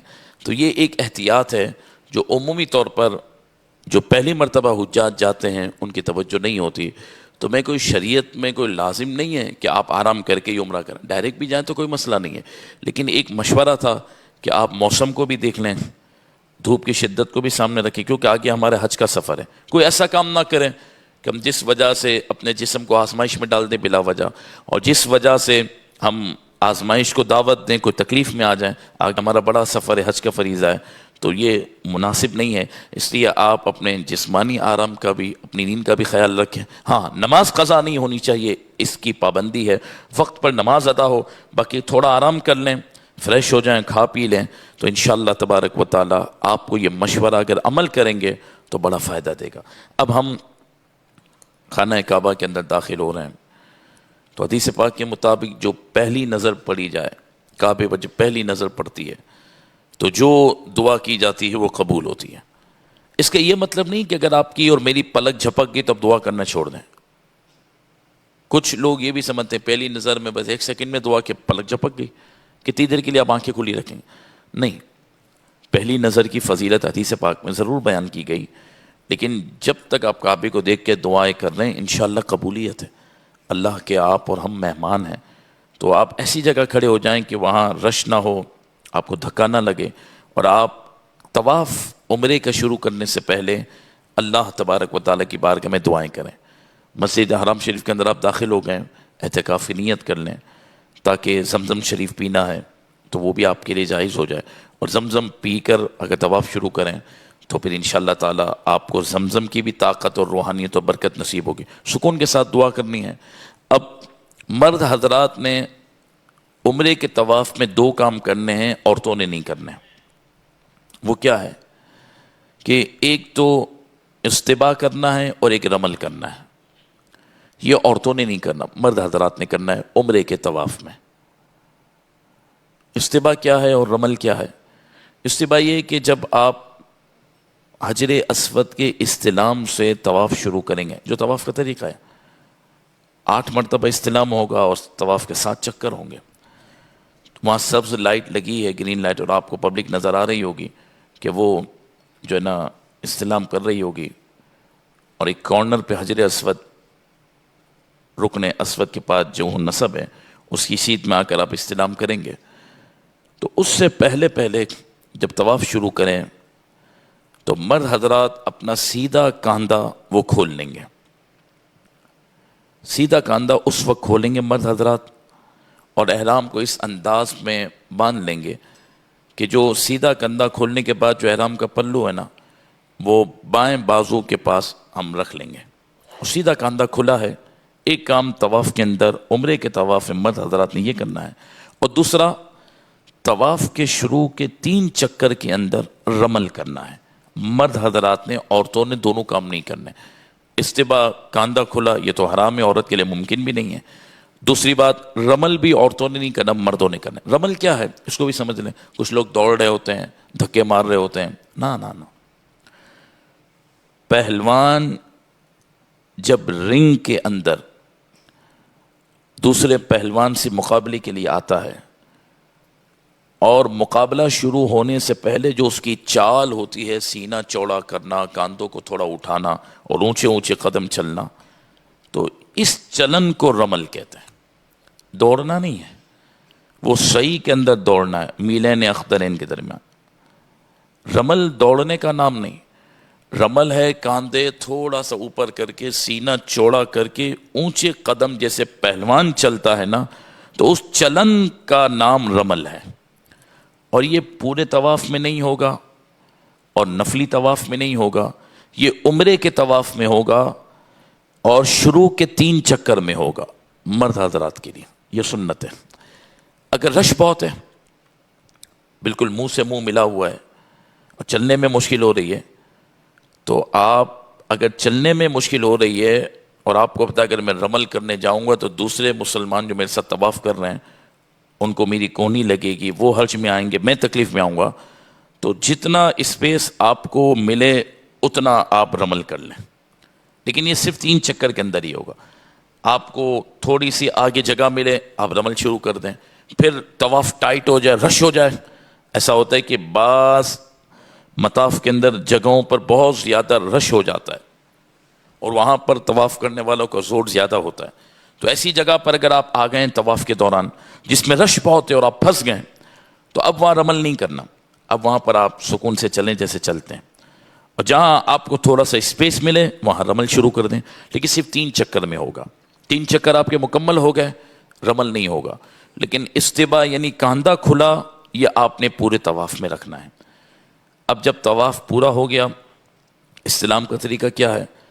استلام اگر آپ حجر اسود کو براہ راست چومنے جائیں گے تو بہت زیادہ حرج میں آ سکتے ہیں رش کی وجہ سے، اس لیے حدیث پاک میں یہ طریقہ بھی موجود ہے کہ آپ اپنی ہتھیلیوں کا رخ حجر اسود کی طرف کریں گے اور پڑھ لیں گے بسم اللہ والحمد للہ واللہ اکبر والصلاۃ والسلام علی رسول اللہ، یہ پڑھنے مستحب ہے، اور پھر آپ چوم لیں۔ لیکن رش اتنا ہے کہ آپ کو دھکے لگیں گے اور آپ بہت آگے بڑھ جائیں گے، تو رش کو دیکھتے ہوئے بہت زیادہ طواف ٹائٹ ہے اور حاجی بالکل ہمارے ساتھ ہی چل رہے ہیں، بہت رش ہے، تو پھر بسم اللہ اللہ اکبر اور آپ آگے بڑھ جائیں۔ تو یہ 8 مرتبہ حجر اسود کو ہم نے اشارہ کر کے چوم لینا ہے، 7 طواف کے چکر کرنے ہیں۔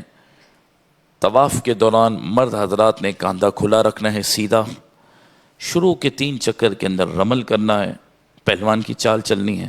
طواف ہو گیا آپ کا۔ اب اگر مکروہ وقت نہیں، 6 اوقات کے اندر نفل پڑھنا منع ہے۔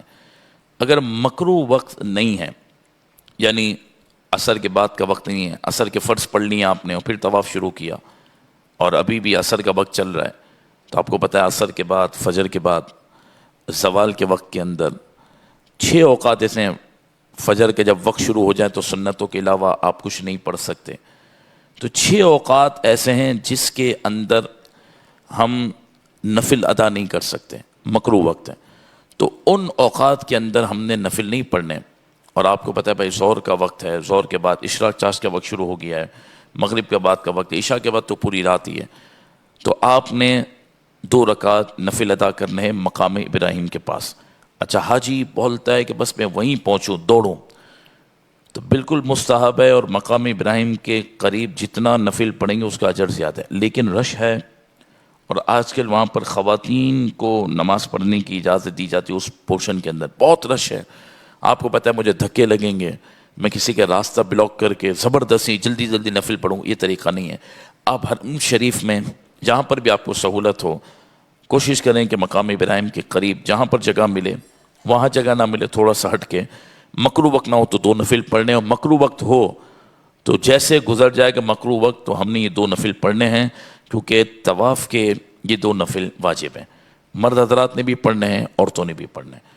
تو اب خلاصہ کلام کیا ہوا کہ ہم طواف کریں گے عمرے کے اندر 7 چکر، 8 مرتبہ استلام، مرد حضرات استبا کریں گے، رمل کریں گے۔ استبا کیا ہے بتا دیا، رمل کیا ہے آپ کو بتا دیا۔ اس کے بعد مقام ابراہیم کے قریب 2 نفل ادا کریں گے، اللہ تبارک و تعالیٰ سے دعائیں کریں گے، اور پھر ہم سعی کی طرف چلے جائیں گے۔ سعی کے اندر بھی 7 چکر ہیں۔ زمزم شریف آپ کو راستے میں نظر آ جائے گا، تو یہ مستحب ہے کہ آپ نفل پڑھنے کے بعد زمزم پی لیں، روزہ نہ ہو تو۔ زمزم شریف پینے کے بعد جب ہم سعی کے لیے جائیں گے تو سعی کے بھی 7 چکر ہیں، صفا سے شروع کریں گے اور مروہ پہ ہم ختم کریں گے۔ اب ہم نے کیا کرنا ہے، سعی کے اندر نیت کرنی ہے، اور قرآن شریف کی جو مشہور آیت کریمہ ہے، ان الصفا والمروة من شعائر اللہ فمن حج البیت او اعتمر فلا جناح علیہ ان یطوف بہما ومن تطوع خیرا فان اللہ شاکر علیم۔ ہم نے سعی کے 7 چکر لگانے ہیں، اور سعی کے دوران بھی ہم نے احتیاط جو کرنی ہے وہ یہ کرنی ہے کہ ادب، درود پاک، وظائف، اس کو جاری رکھنا ہے۔ اور آپ دیکھیں گے کہ جب آپ صفا سے مروہ کی طرف جائیں گے یا مروہ سے صفا کی طرف آئیں گے، آپ کو میلین اخترن یعنی 2 گرین لائٹس نظر آئیں گی ایک مخصوص پورشن کے اندر۔ اس کا مطلب یہ ہے کہ جب گرین لائٹس شروع ہوں تو مرد حضرات دوڑنا شروع کریں، اور جب وہ پورشن کا اختتام ہوگا جہاں تک دوڑنا ہے شریعت کا جو مطالبہ ہے، وہاں پر پھر 2 گرین لائٹ دی ہوئی ہیں، یعنی ابتدا میں بھی گرین لائٹس ہیں جو اشارہ کر رہی ہیں کہ دوڑو، اور جب وہ پورشن ختم ہو رہا ہے تو وہاں پر بھی گرین لائٹس دی ہوئی ہیں کہ یہاں رک جاؤ۔ پورے صحیح کے اندر نہیں دوڑنا، صرف 2 سبز لائٹوں کے درمیان دوڑنا ہے، مرد حضرات کو، عورتوں کو نہیں، نمبر 1۔ نمبر 2، صفا سے مروہ کی طرف جائیں پھر بھی دوڑنا ہے جب گرین لائٹس آ جائیں، مروہ سے صفا کی طرف جائیں پھر بھی دوڑنا ہے۔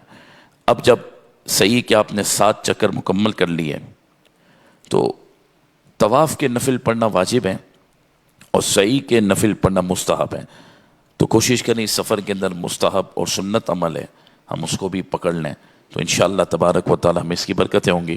وہی بات ہے مکروہ وقت نہ ہو تو صحیح کے بھی نفل ادا کر لیں۔ اب ہم نے طواف کر لیا، ہم نے طواف کے نفل پڑھ لیے، ہم نے سعی کر لی، سعی کے نفل پڑھ لیے، اب صرف ایک کام رہ گیا، وہ ہے بال کو منڈوانا۔ مرد حضرات بھی قصر کر سکتے ہیں اور عورتوں کے لیے تو قصر ہی ہے، ان کے لیے حلق تو حرام ہے، صرف قصر ہی ہوگا۔ حدیث پاک میں حلق کروانے یعنی پورے سر کے بال کو منڈوانا مرد حضرات کے لیے بشارت یہ ہے کہ اللہ کے محبوب صلی اللہ علیہ وسلم نے حلق کروانے والے کو 3 مرتبہ دعا عطا فرمائی ہے۔ جو پورا سر منڈواتا ہے اس کو 3 مرتبہ حضور جان عالم صلی اللہ علیہ وسلم نے دعا دی ہے۔ اور یاد رکھیے گا اللہ کے محبوب علیہ السلام نے یہ بھی ارشاد فرمایا کہ ایک ایک بال کے بدلے اللہ کی بارگاہ سے تمہیں نیکی عطا کی جاتی ہے۔ حاجی عمرے کے بعد یا حج میں جب قربانی ہونے کے بعد حلق کرواتا ہے تو ایک ایک بال کے بدلے اللہ تبارک و تعالیٰ اسے نیکی عطا کرتا ہے۔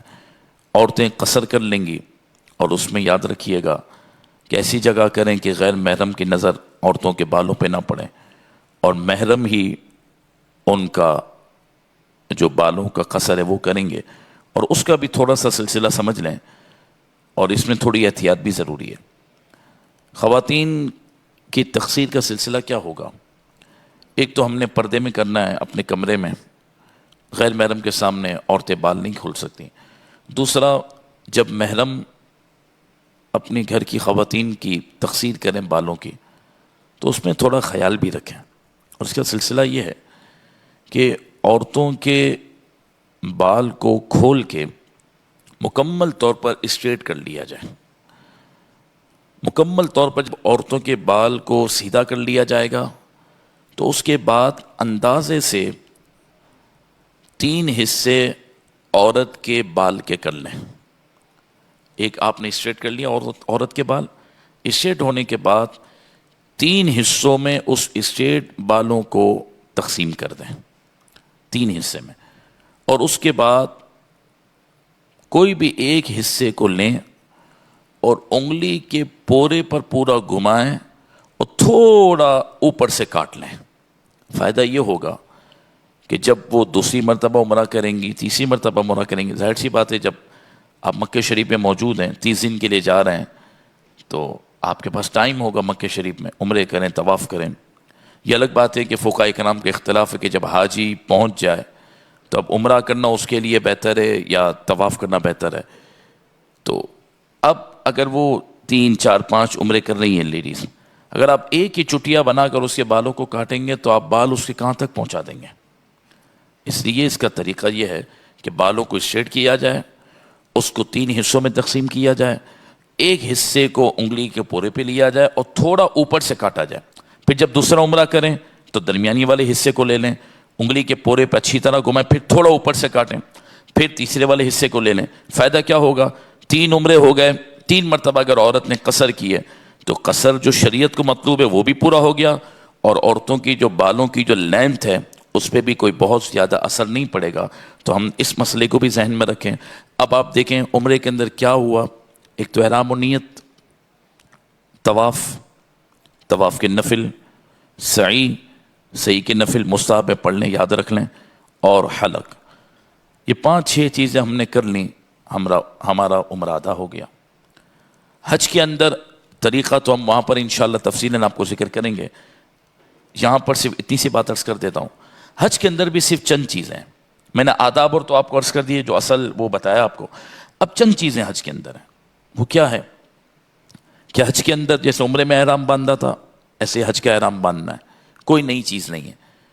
عمرے کا احرام باندھنے سے پہلے جیسے ہم نے صفائی حاصل کی تھی، ناخن تراشے تھے، جسم پر جو زائد بال تھے اس کو جو ہے نا جسم سے دور کیا تھا، غسل کیا تھا، یہ سب چیزیں جو کی تھی وہی اب حج کا جب احرام باندھیں گے انشاءاللہ مینا جانے سے پہلے وہی چیزیں کرنی ہیں۔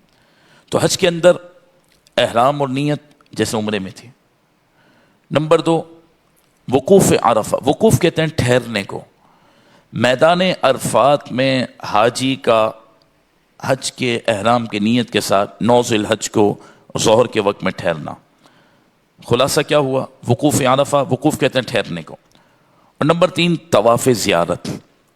جیسے آپ نے عمرے کا طواف کیا تھا نا، ویسے ہی طواف زیارت، کوئی نئی چیز نہیں ہے۔ یہ 3 چیزیں حج کے اندر فرض ہیں، کوئی 3 چیزیں ادا کر لے اس کا حج کا فریضہ مکمل ہو جاتا ہے۔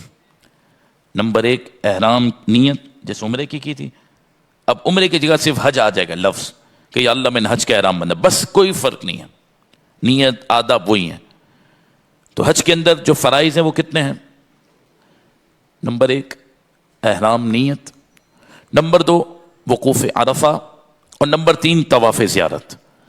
یہ 3 چیزیں حج کے اندر فرض ہیں، جو ان کو ادا کر لے اس کا فرض مکمل ہو گیا۔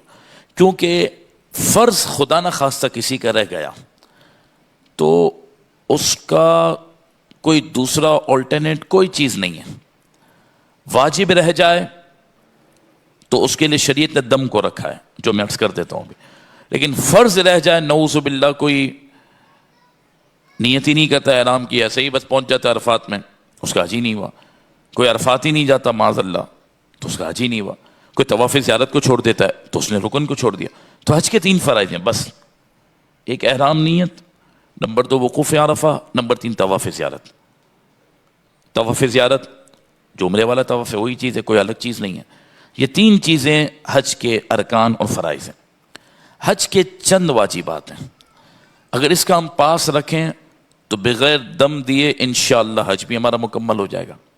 اور چند واجبات وہ سمجھ لیں کہ میدان عرفات میں مغرب کا وقت شروع ہونے کے بعد تھوڑی دیر ٹھہرنا۔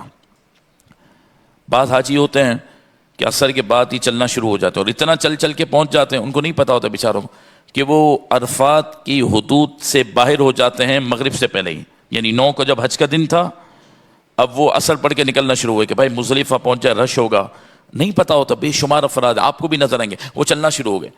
اگر چل کے بارڈر سے پہلے رک گئے تو ٹھیک ہے، لیکن اگر حدود پار کر دی اور پھر لوٹ کر نہیں ہے اور آگے ہی بڑھ گئے وہ، اور مغرب کا وقت تھوڑی دیر بھی اگر عرفات کے میدان میں نہیں گزارا تو یہ واجب کا ترک ہوا۔ تو ایک حج کے اندر واجب کیا ہے کہ مغرب کا تھوڑا وقت ہم نے عرفات میں گزارنا، اور ہم گزارتے ہیں، دعا چل رہی ہوتی ہے الحمدللہ، مستحب بھی ہے، تو ہم دعا کر رہے ہوتے ہیں تو ہمارا مغرب کا وقت شروع ہو جاتا ہے، عرفات کے اندر ہی ہوتے ہیں۔ تو میدان عرفات میں مغرب کے وقت میں رکنا ایک واجب ہے حاجی کے لیے۔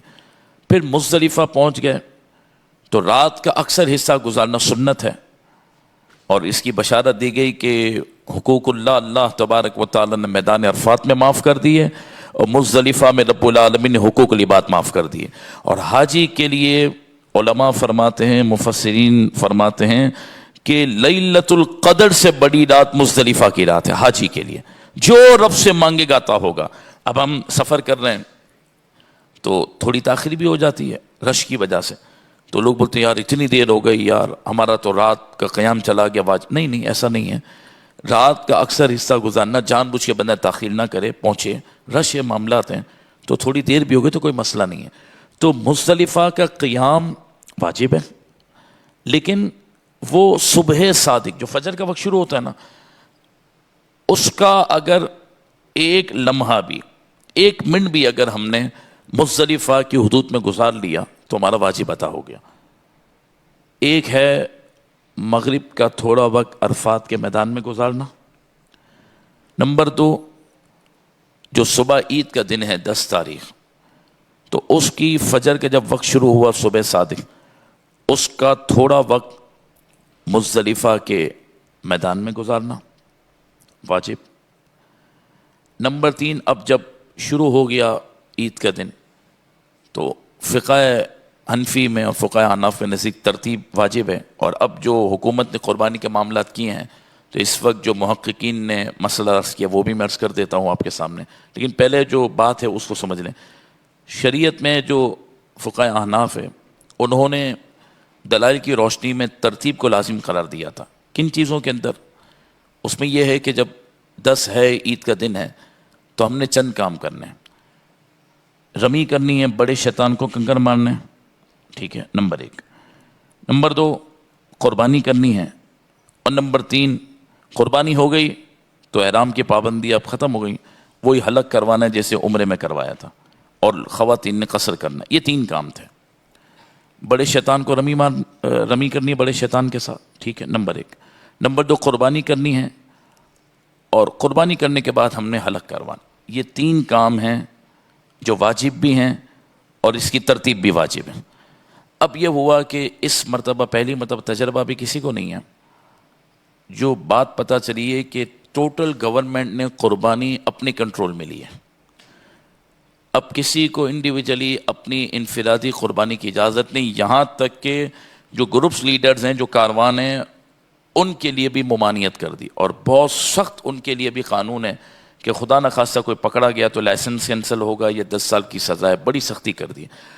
اب جب کسی کے اختیار میں رہا نہیں قربانی کرنا، حکومت نے پیسے لے لیے ہیں اور کہا کہ ہم سب حاجیوں کی قربانی کر دیں گے، تو شریعت حرج میں نہیں ڈالتی، اور دین کے اندر ایسا حرج نہیں ہے کہ انسان بہت زیادہ تکلیف کے اندر آ جائے۔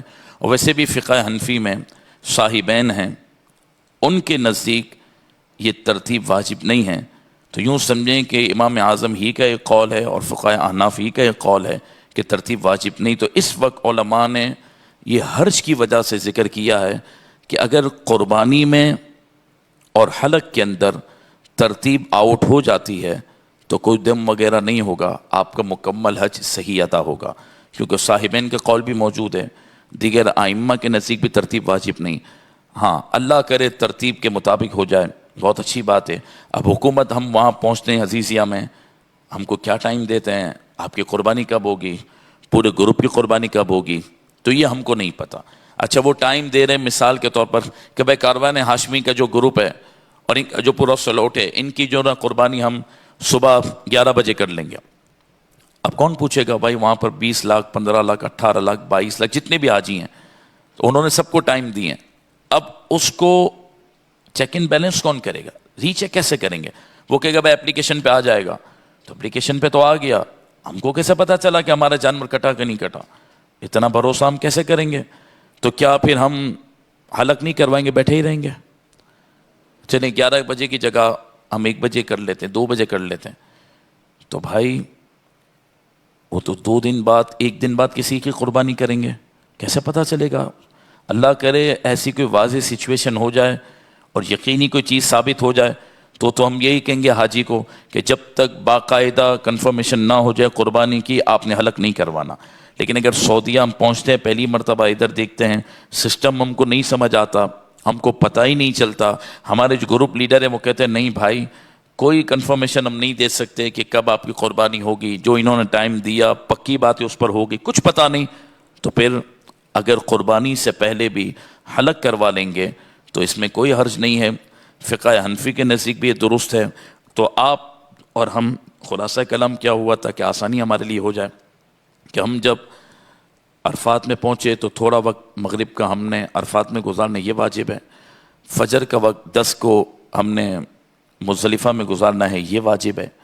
اس کے بعد عید والے دن ہم نے 3 کام کرنے ہیں، رمی کرنی ہے، یعنی ایک ہی بڑے شیطان کو 7 کنکر مارنے ہیں، یہ واجب ہے۔ تینوں دن کی رمی واجب ہے۔ اس کے بعد قربانی یہ واجب ہے۔ اس کے بعد حلق یا تقصیر یہ واجب ہے۔ اور اب حاجیوں کے لیے ایک واجب رہ جاتا ہے، وہ ہے طواف وداع۔ تو طواف زیارت کے بعد جو پہلا طواف آپ کریں گے وہ طواف وداع ہے۔ تو یہ چند چیزیں واجب ہیں، 6 کے قریب واجب حج کے اندر ذکر ہوئے۔ اگر یہ واجب آپ پورے کر لیتے ہیں، عرفات کے میدان میں مغرب کا وقت گزار لیتے ہیں، مغرب کی تھوڑی دیر، مزدلفہ میں صبح فجر کا تھوڑا وقت گزار لیتے ہیں، تینوں دن کی رمی کر لیتے ہیں، قربانی کرتے ہیں، حج قران والے، حج تمتع والے، اور قربانی کرنے کے بعد طواف زیارت جو فرض آپ کو ذکر کر دیا، اور طواف ودا ہم کر لیتے ہیں تو ہمارا حج بھی مکمل عطا ہو گیا۔ تو لہٰذا حج کے مسائل کوئی مشکل نہیں ہیں، 3 فرائض ہیں، 6 کے قریب واجبات ہیں، اس کا ہم خیال رکھیں گے تو نہ دم دینا پڑے گا، نہ ہی کوئی حج کی فرضیت کے اوپر کوئی سلسلہ ہوگا۔ باقی انشاءاللہ سفر کے اندر ہم عرض کریں گے، مزدلفہ میں مغرب اور عشاء کی نماز ہم ساتھ پڑھیں گے، ایک ہی اذان ہوگی، ایک ہی اقامت ہوگی، پہلے مغرب کے فرض پڑھیں گے، پھر عشاء کے فرض پڑھیں گے، پھر مغرب کی بقیہ رکعتیں، پھر عشاء کی بقیہ رکعتیں، اور آخر میں وطر پڑھیں گے۔ یہ سلسلہ بھی عرض کر دیا۔ باقی کوئی مسئلہ اگر آپ کے ذہن کے اندر ہو حج پہ جانے سے پہلے تو بھی آپ نمبر گروپ میں لے لیجئے گا، عارف بھائی آپ کو دے دیں گے، تو انشاءاللہ جو میرے علم میں ہوگا اس کا میں جواب آپ کو دوں گا، نہیں ہوگا تو دیکھ کے پوچھ کے دوں گا، اور سفر کے دوران بھی انشاءاللہ ہم آپ کی خدمت کریں گے۔ اللہ تبارک و تعالیٰ اپنے فضل سے ہمارے چند کلمات قبول فرما لے۔ شرعی مسئلہ بیان کرنے میں، قرآن کی تفسیر بیان کرنے میں کوئی غلطی ہو گئی ہو، کوئی کوتاہی ہو گئی ہو، اللہ کی بار کے میں توبہ کرتا ہوں۔ ہمارے استاد محترم اور ہزاروں علماء کے استاذ اور ہمارے مرشد کے خلیفہ قبلہ علامہ مفتی یونس شاکر صاحب یہاں جلوہ گر ہیں، لیکن حضرت جو نا وہ کیمرے سے اپنے آپ کو بچا کے رکھتے ہیں، جو تقوی کی بات ہے۔ تو اس لیے اب میں کیمرہ مین کو عرض کروں گا کہ آپ ویڈیو بند کر دیں، لائیو جاری رکھیں، تو حضرت اوپر تشریف لائیں گے انشاءاللہ، اور ہمارے امام صاحب جو حبیبیہ مسجد کے امام ہیں علامہ قاری نذیر صاحب، ان سے بھی عرض کروں گا اوپر تشریف لائیں، تو یہ دعائیں فرمائیں گے، صلاۃ والسلام ہوگا، پھر نماز ظہر ہوگی، اور آپ کے لیے طعام کا اہتمام۔ کیمرے کی ویڈیو آف کر دیں۔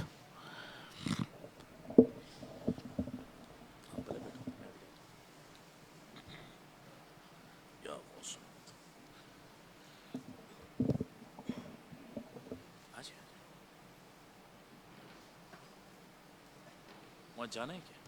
زور پڑھا کے آتے ہیں، فوراً آتے ہیں، فرض پڑھا کے آ جاتے ہیں۔ جی السلام علیکم استاد صاحب، کیسے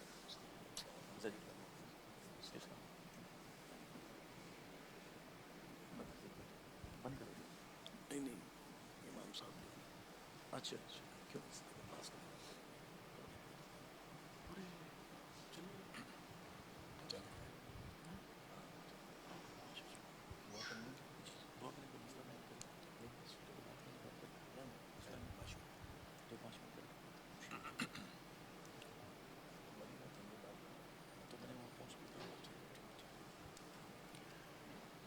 اللهم صل على سيدنا مولانا محمد طب القلوب ودوائها وعافية الأبدان وشفائها ونور الأبصار وضيائها وعلى آله وصحبه أجمعين وبارك وسلم۔ یا رب کریم، یا رب کریم، اے کریم پروردگار، یقیناً یہ تیری عنایت اور تیری مہربانی کہ تو نے ہمارے ان تمام احباب کو لاکھوں کروڑوں بندوں میں سے ان کا انتخاب کیا کہ اس سال یہ تمام اہل محبت حرمین شریفین میں حاضر ہوں۔ اے اللہ، انتظام تو نے فرمایا ہے، تو مسبب الاسباب ہے، آسانیاں بھی پیدا فرما دے۔ سفر، جیسا کہ علامہ صاحب نے فرمایا کہ یقیناً سفر میں صعوبت اور تکالیف تو آتی ہی ہیں، لیکن سفر وسیلہ ظفر بھی ہے، کامیابیوں کا ایک خزینہ ہے۔ اے اللہ، اس سفر حج کو ہم تمام حاضرین کے لیے، سامعین کے لیے ذریعہ نجات بنا دے۔ ہم تمام کے حج کو پروردگار حج مقبول و مبرور فرمائے، لغزشوں کوتاہیوں سے اللہ تبارک و تعالی ہم سب کو محفوظ فرمائے، اور تقاضۂ بشری کے تحت اگر کچھ کوتاہیاں ہم سے سرزد ہو جائیں تو اے اللہ تو کریم ہے، اپنے فضل و کرم سے ہمیں معافی عطا فرما دینا۔ اے اللہ، بہت سارے ہمارے احباب یہاں ایسے یقیناً ہوں گے کہ جن کو تو نے اس سے پیشتر بھی یہ سعادت نصیب فرمائی کہ انہوں نے حرمین شریفین میں حاضری کا شرف پایا ہے، لیکن بہت سارے ایسے بھی ہیں کہ جو اس مرتبہ ان کا انتخاب پہلا ہوا ہے، اے اللہ ان کے اور پرانے اور ہم سب کے لیے ایسے اسباب بنا دے کہ یہ حاضری آخری حاضری نہ ہو، بار بار جانا آنا نصیب رہے، اور صرف حج بیت اللہ شریف ہی کے لیے نہیں بلکہ عمرے کے لیے بھی مولا تو ہمارے لیے غیب سے اسباب پیدا فرما، اور حج جب کر لیں تو سید عالم صلی اللہ تعالی علیہ وسلم کی بارگاہ بے کس پناہ میں حاضر ہونا، اللہ اکبر، کہ جس کو امام اہل سنت نے فرمایا کہ ان کے طفیل حج بھی خدا نے کرا دیے، اصل مراد حاضری اس پاک در کی ہے، اور فرماتے ہیں کہ کعبے کا نام تک نہ لیا، طیبہ ہی کہا، پوچھا تھا جب کسی نے کہ نہضت کی زر کی ہے، اے اللہ حج کی قبولیت کے لیے سرکار ابد قرار صلی اللہ تعالی علیہ وسلم کی بارگاہ بے کس پناہ میں ہم سب کو باادب حاضری کا شرف بھی عطا فرما۔ رب کریم طواف کعبہ کے مزے ہم دوبارہ لوٹیں، مینا و عرفات و مزدلفہ کی بہاریں ہم اپنی آنکھوں سے ایک مرتبہ پھر دیکھیں، اور صفا مروہ کے درمیان دوڑنے کی سعادت پھر پائیں۔ اسی طرح مدینہ طیبہ کی پرکیف پرفضا پر نور مولا کریم ماحول میں ہمیں سانس لینے کی توفیق عطا فرما۔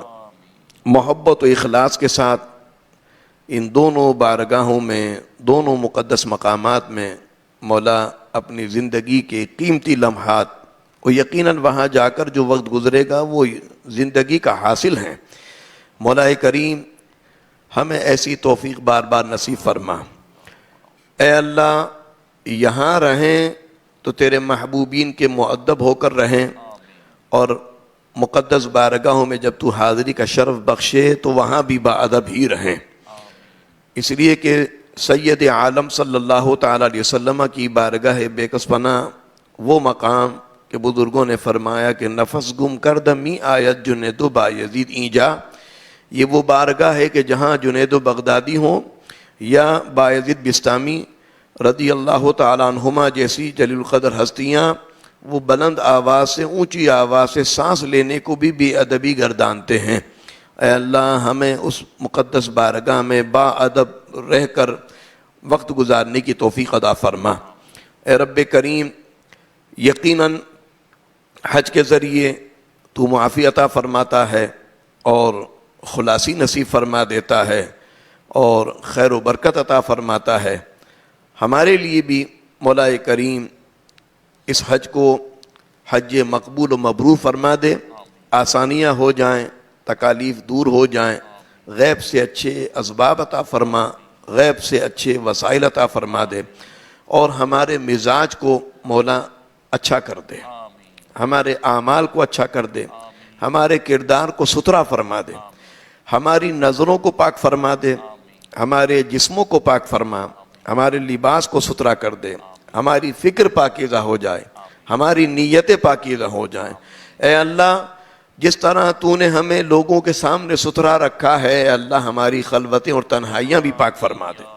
اے اللہ ہماری جلوتوں کو بھی جس طرح تو نے ہماری جلوتوں کو اچھا رکھا، خلوت بھی پاکیزہ کر دے، بلکہ ظاہر و باطن کے اس تضاد کو دور کر دے، ظاہر کو ستھرا کیا تو باطن کو بھی اجلا کر دے، نور معرفت عطا فرما، قرآن و حدیث کا فہم عطا فرما، تفقہ فی الدین مرحمت فرما، ہمارے سینے کو علم کے لیے، اپنی معرفت کے لیے، اپنی پہچان کے لیے کھول دے، ہمیں ذہن واسع عطا فرما، کشادہ ذہن عطا فرما، اور جو پڑھیں، جو سنیں، جو دیکھیں وہ محفوظ رکھنے کی مولا ہمیں توفیق عطا فرما، جو مانگا وہ بھی نصیب ہو جائے، اور جو نہ مانگ سکے اور تو جانتا ہے کہ ہمارے حق میں بہتر تھا نہیں مانگ سکے، تو بن مانگے ہمیں وہ سب کچھ عطا فرما دے۔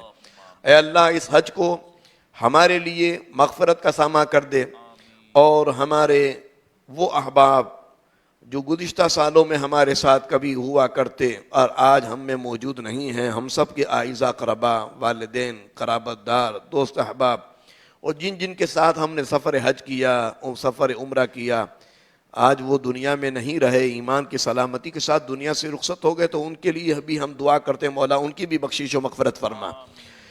ہمیں اپنے بزرگوں کے لیے ثواب جاریہ صدقہ جاریہ کا سامان فرما دے، ہماری اولاد کو نیک و صالح فرما کر ہمارے لیے بھی صدقہ جاریہ ثواب جاریہ کا سامان فرما دے۔ عالم اسلام کی خیر ہو، مسلمانوں کو ان کا کھویا ہوا وقار عطا فرما، اسلام کو شان و شوکت عطا فرما۔ بلاد اسلامیہ میں جہاں اضطراب ہے اس اضطراب اور بے چینی کو دور فرما دے۔ رب کریم فلسطین، کشمیر، غزہ، سوڈان اور جہاں جہاں مسلمان دشمنوں سے برسرے پیکار ہیں، مولا ان کو فتح و نصرت سے ہمکنار فرما۔ اسلام کا بول بالا ہو، دشمنان اسلام کا منہ کالا ہو۔ تمام بلاد اسلامیہ کو محفوظ فرما، ہمارے ملک پاکستان کو بھی داخلی خارجی انتشار سے بچا لے۔ اے اللہ ہماری تجارت میں برکت عطا فرما، ہماری زراعت میں برکت عطا فرما۔ اے اللہ ہمارے کھیت ہمیشہ لہلہاتے رہیں، ہمارے باغات ہمیشہ سرسبز و شاداب رہیں۔ اے اللہ ہمارے دریا ہمیشہ موجزن رہیں۔ اے پروردگار ہمارے کنویں ہمیشہ سیراب رہیں۔ آسودگی مرحمت فرما، راحت عطا فرما، ہم سب کے رزق و روزگار میں برکت ہو۔ ہمارے ہاتھوں کو، ہمارے بچوں کے ہاتھوں کو، ہماری بچیوں کے گھر والوں کے ہاتھوں کو ہمیشہ اوپر والا رکھ، دینے والا بنا، بانٹنے والا بنا، بھر بھر کے تقسیم کرنے والا بنا۔ مانگنے سے بچا، مانگنے والا ہونے سے بچا، معذور ہونے، مجبور ہونے، مقروض ہونے سے ہم سب کو محفوظ فرما۔ یا رب بالمصطفیٰ بلغ مقاصدنا واغفر لنا ما مضى يا واسع الكرم ببركة إن الله وملائكته يصلون على النبي يا أيها الذين آمنوا صلوا عليه وسلموا تسليما جزا الله عنا سيدنا ومولانا محمد صلی اللہ علیہ وسلم ما هو أهله۔ جتنے حاضرین ہیں ہم میں یا ہمارے جو عائز اقربا بیمار ہیں، شفاء کاملہ عاجلہ پروردگار کی بارگاہ سے مانگی، اللہ تعالیٰ سب کو صحت و عافیت عطا فرمائے۔ ہمارے یعقوب بھائی، اقبال بھائی جو یہاں موجود ہیں، مولا کریم ان کو، ان کے اہل خانہ کو اور تمام حاضرین کو، ہمارے جن کے والدین حیات ہوں ان کے والدین کو مولا کریم درازی عمر بالخیر عطا فرما۔ وصلی اللہ تعالی علی خیر خلقہ سیدنا مولانا محمد وآلہ وصحبہ اجمعین برحمتک یا ارحم الراحمین۔ میں صرف 5-7 منٹ مزید آپ کا وقت لوں گا اور حضرت سے عرض کروں گا، کیونکہ بزرگوں کی صحبت بھی پائی ہے تو مدینہ شریف کی حاضری چاہے جو شارٹ پیکیج میں ہیں یا لانگ پیکیج میں ہیں تو وہ حج سے پہلے ہی دے دیں گے۔ تو ہم نے وہاں جب عزیزیہ میں نشست لینی ہے تو وہاں پھر حج کا مسائل اور حج کا سلسلہ تو ذکر ہوگا، لیکن مدینہ پاک کی حاضری تو ہم پہلے دے چکے ہوں گے۔ اس لیے جو ضروری آداب ہیں، کسی کو 4 دن ملیں گے یا 7-8 دن ملیں گے تو وہ کیسے گزارنے اور اس میں ہم نے کیا خیال رکھنا ہے، بہت توجہ رکھیے گا۔ پورے سفر کی جان ہے۔ میں حضرت سے عرض کروں گا جو چند ضروری باتیں ہیں جس کا پاس ہم نے رکھنا ہے وہ ابھی حضرت ارشاد فرما دیں گے، اور اس کے بعد انشاءاللہ صلاۃ والسلام۔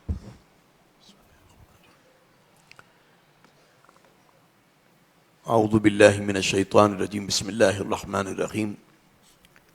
وَلَوْ أَنَّهُمْ إِذْ ظَلَمُوا أَنفُسَهُمْ جَاءُوكَ فَاسْتَغْفَرُوا اللَّهَ وَاسْتَغْفَرَ لَهُمُ الرَّسُولُ لَوَجَدُوا اللَّهَ تَوَّابًا رَحِيمًا۔ صدق اللہ مولانا العظیم وبلغنا رسولہ النبی الکریم ونحن علی ذلک لمن الشاہدین والشاکرین والحمد للہ رب العالمین۔ دیکھیے، حج مکمل اللہ کے محبوبین کی ادائیں ہیں۔ ہر رکن کو آپ دیکھیں گے اس کا ایک پس منظر ہے، اس کی ایک تاریخ ہے، اور ہمارے آقا حضور سید عالم صلی اللہ تعالی علیہ وسلم نے ان تمام کو حج میں جمع فرما دیا۔ بعض احکام اور بعض ارکان، بعض افعال اس میں فرض قرار پائے، جیسا آپ نے سماعت فرمایا، بعض واجبات، بعض جو ہے وہ مسنون رہے، بعض مستحب کے درجے میں رہے۔ لیکن سید عالم صلی اللہ تعالی علیہ وسلم کی بارگاہ میں حاضری کتنی ضروری ہے۔ حضور علیہ الصلوۃ والتسلیم نے فرمایا جس نے حج کیا میری زیارت کو نہیں آیا فقد جفانی، اس نے مجھ پر زیادتی کی۔